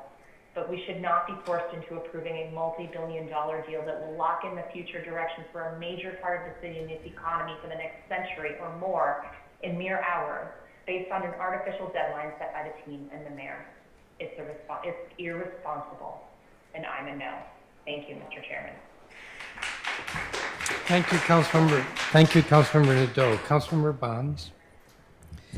Thank you very much, Mr. Chairman, and my thanks also to Mr. McDuffie, who chairs CBED, as we affectionately call it, to my council colleagues and the ledge teams and the general council teams, and to Mayor Bowser and to the commander's negotiating team.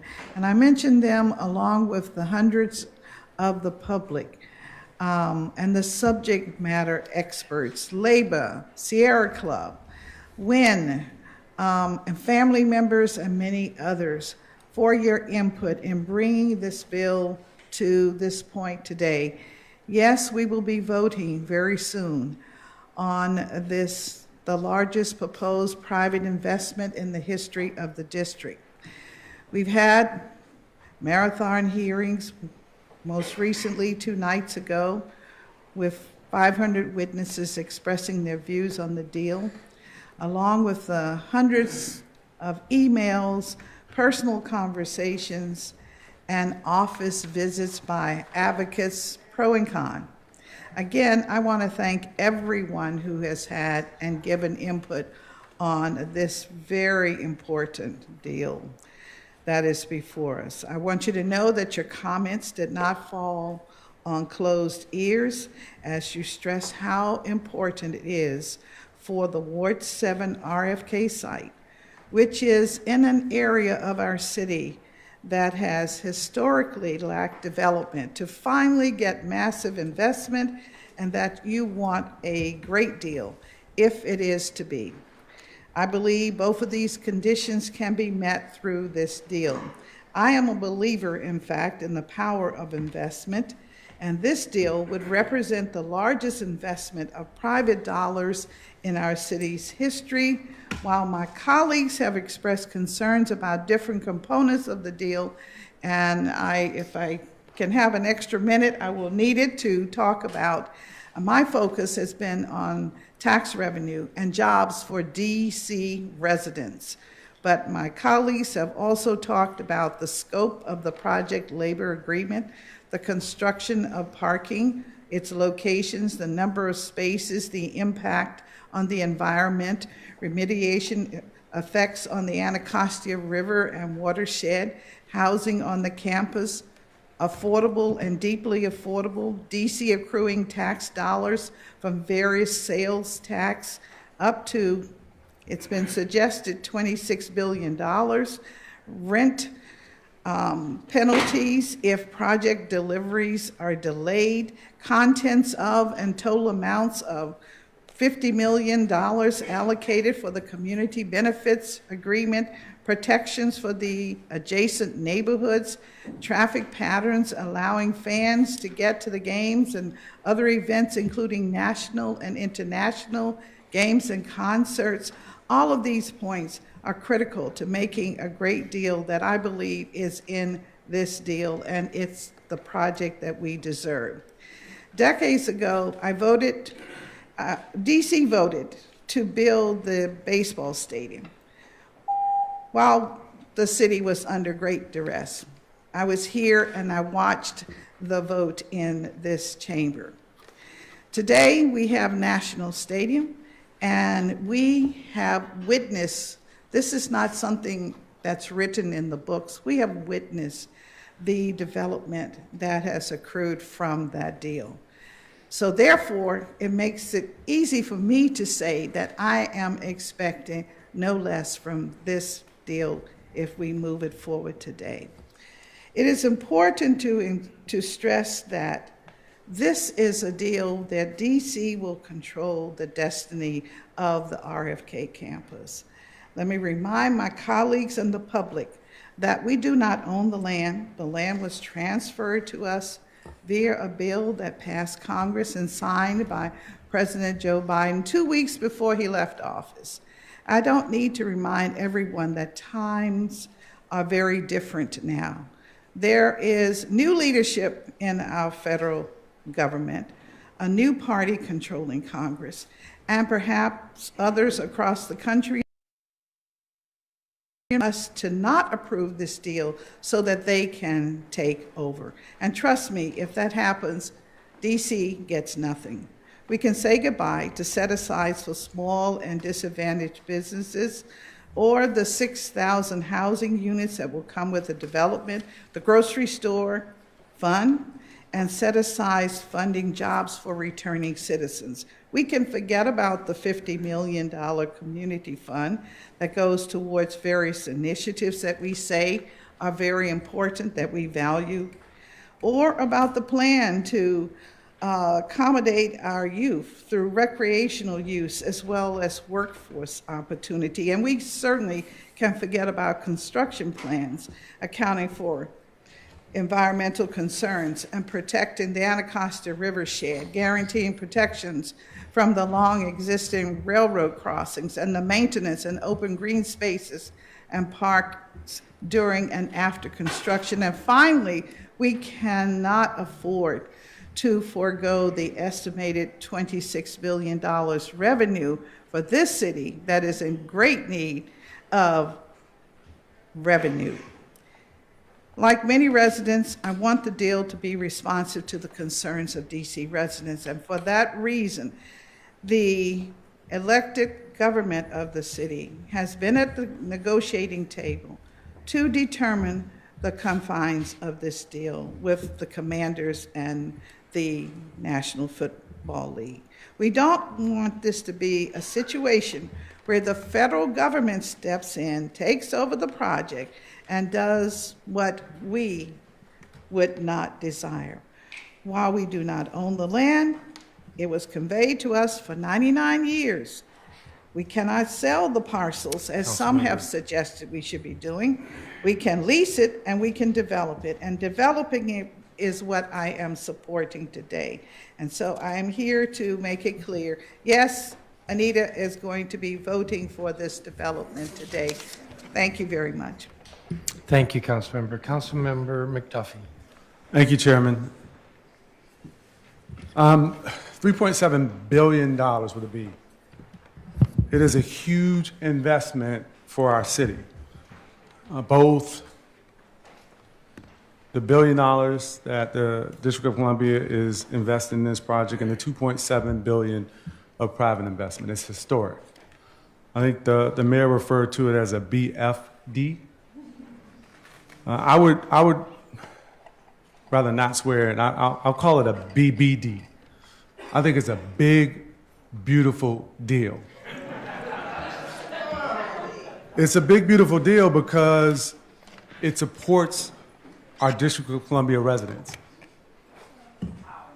It's a big, beautiful deal because it supports our workers with good paying jobs. It's beautiful because it includes long negotiated, hard fought project labor agreements, labor peace agreements, considerations for traffic management, considerations for moving parking garages. It's beautiful because it keeps the fields at RFK open during the construction. It's beautiful because it addresses and makes stronger environmental protections. These things are things that we fought for as a council when we got this deal, and I'm proud that we were able to get here today, frankly. As somebody who's been here my entire life,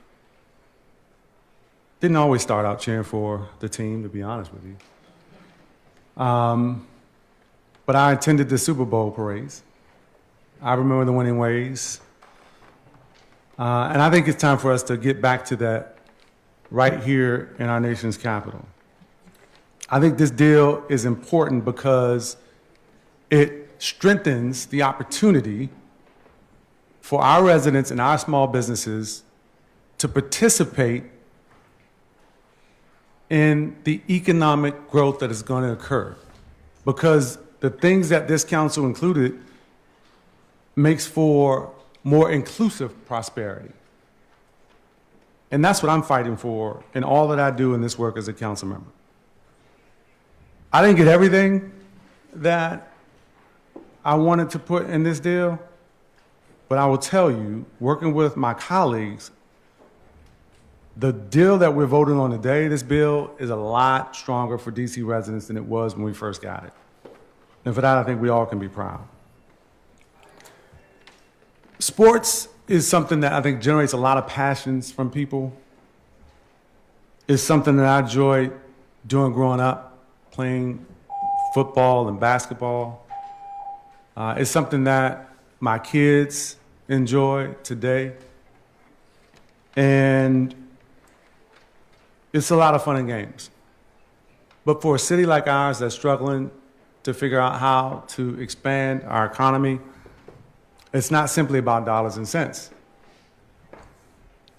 It really is about the ability to grow. And I think as the nation's capital, this investment that we're making today helps to cement what I've known for a while, is that the District of Columbia is actually the sports capital of the United States.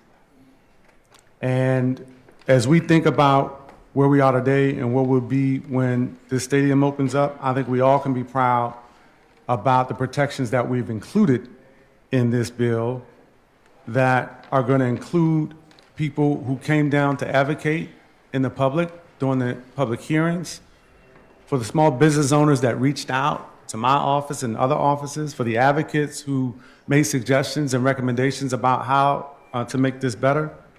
But I also think it thinks about the people who didn't make their way down to the Wilson building, the folks who don't feel like folks are advocating for them, the folks who live in and around this community who don't feel like I have a voice. I think they can find something in this bill that is going to help to support them as our city continues to grow and thrive. And so I think we can all be proud, even if you didn't get everything you wanted. And I want to say that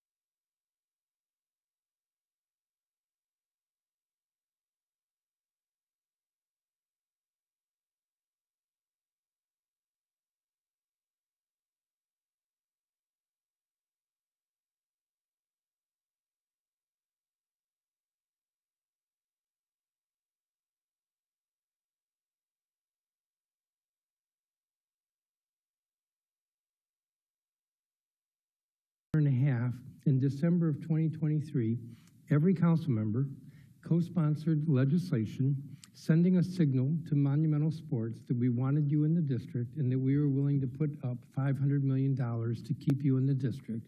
And I think the signal that we, the council, sent, it was a unified government, was important in Monumental rethinking and deciding that it would stay and invest and grow in our downtown. Last December, with very little notice, this council passed legislation that said we are going to provide a mechanism for maintaining and modernizing and improving our baseball stadium so that the Washington Nationals Baseball Club will stay in the district, and in return for our investment, which actually is coming from receipts generated at the stadium, the Washington Nationals have agreed to a 20-year extension of their lease.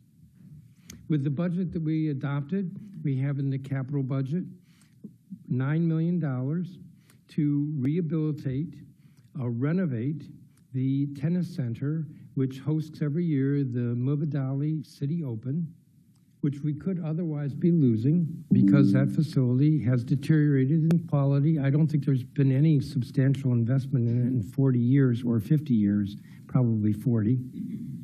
But we want to keep tennis and grow tennis, and for sure keep that open, that tennis open. It's a world-class open here in the District of Columbia, and we funded it with this year's budget, or with the budget that we adopted this year. And then today, of course, because this is where all the attention is, with the Washington Commanders. Do we want the Commanders to come back to the district? We want to see and we support that investment.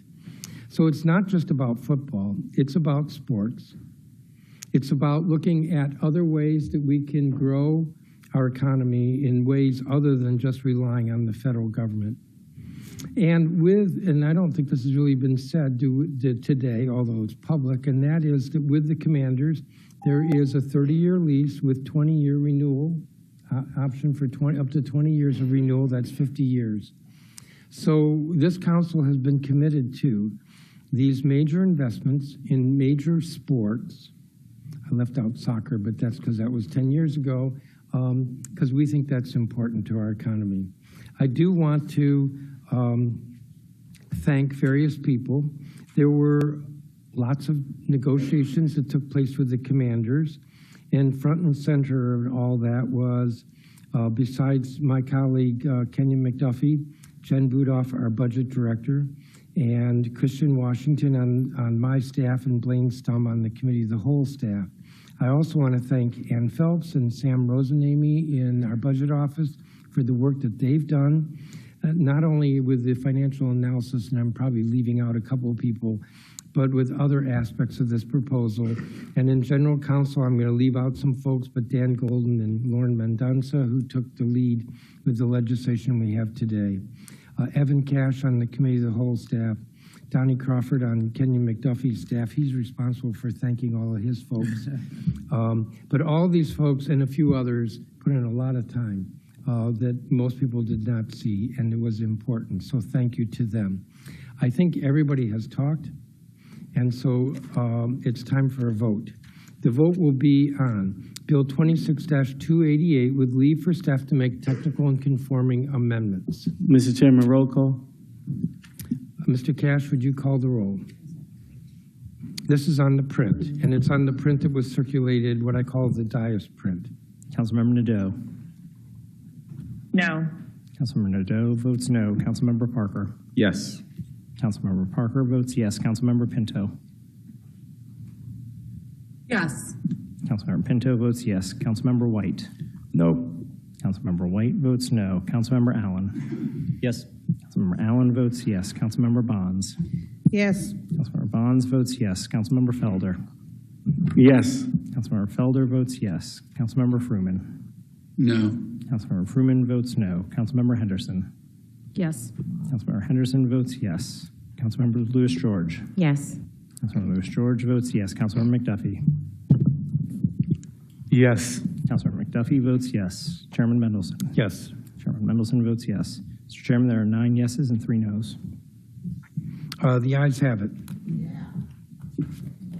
I move the report with leave for staff to make technical conforming and editorial changes.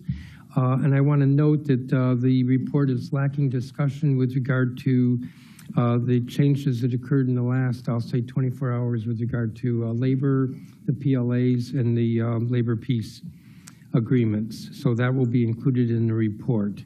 Is there discussion on the motion? The vote will be on the report with leave for staff. All those in favor say aye. Aye. Aye. Aye. Are there any opposed? Mr. Chairman, please record me as voting no.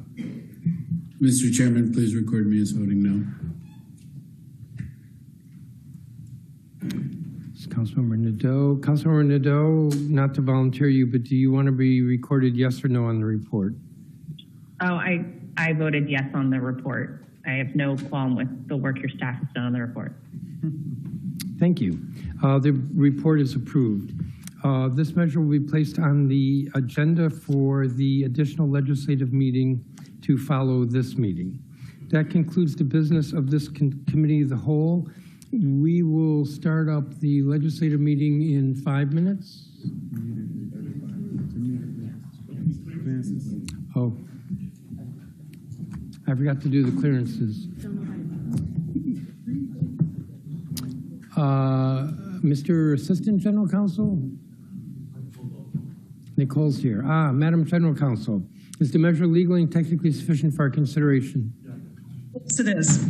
Madam Secretary, is the record complete? Once the reports from both committees are filed. Madam Budget Director, does the measure's fiscal impact statement comply with council requirements? Yes, it does. Is there a fiscal impact? One was issued. There is no negative fiscal impact. There's no negative. It's covered in the budget. At this point, I will say this will be placed on the agenda for today's additional legislative meeting, which will start in about 5 minutes. The time is 3:22 p.m. and this meeting's adjourned.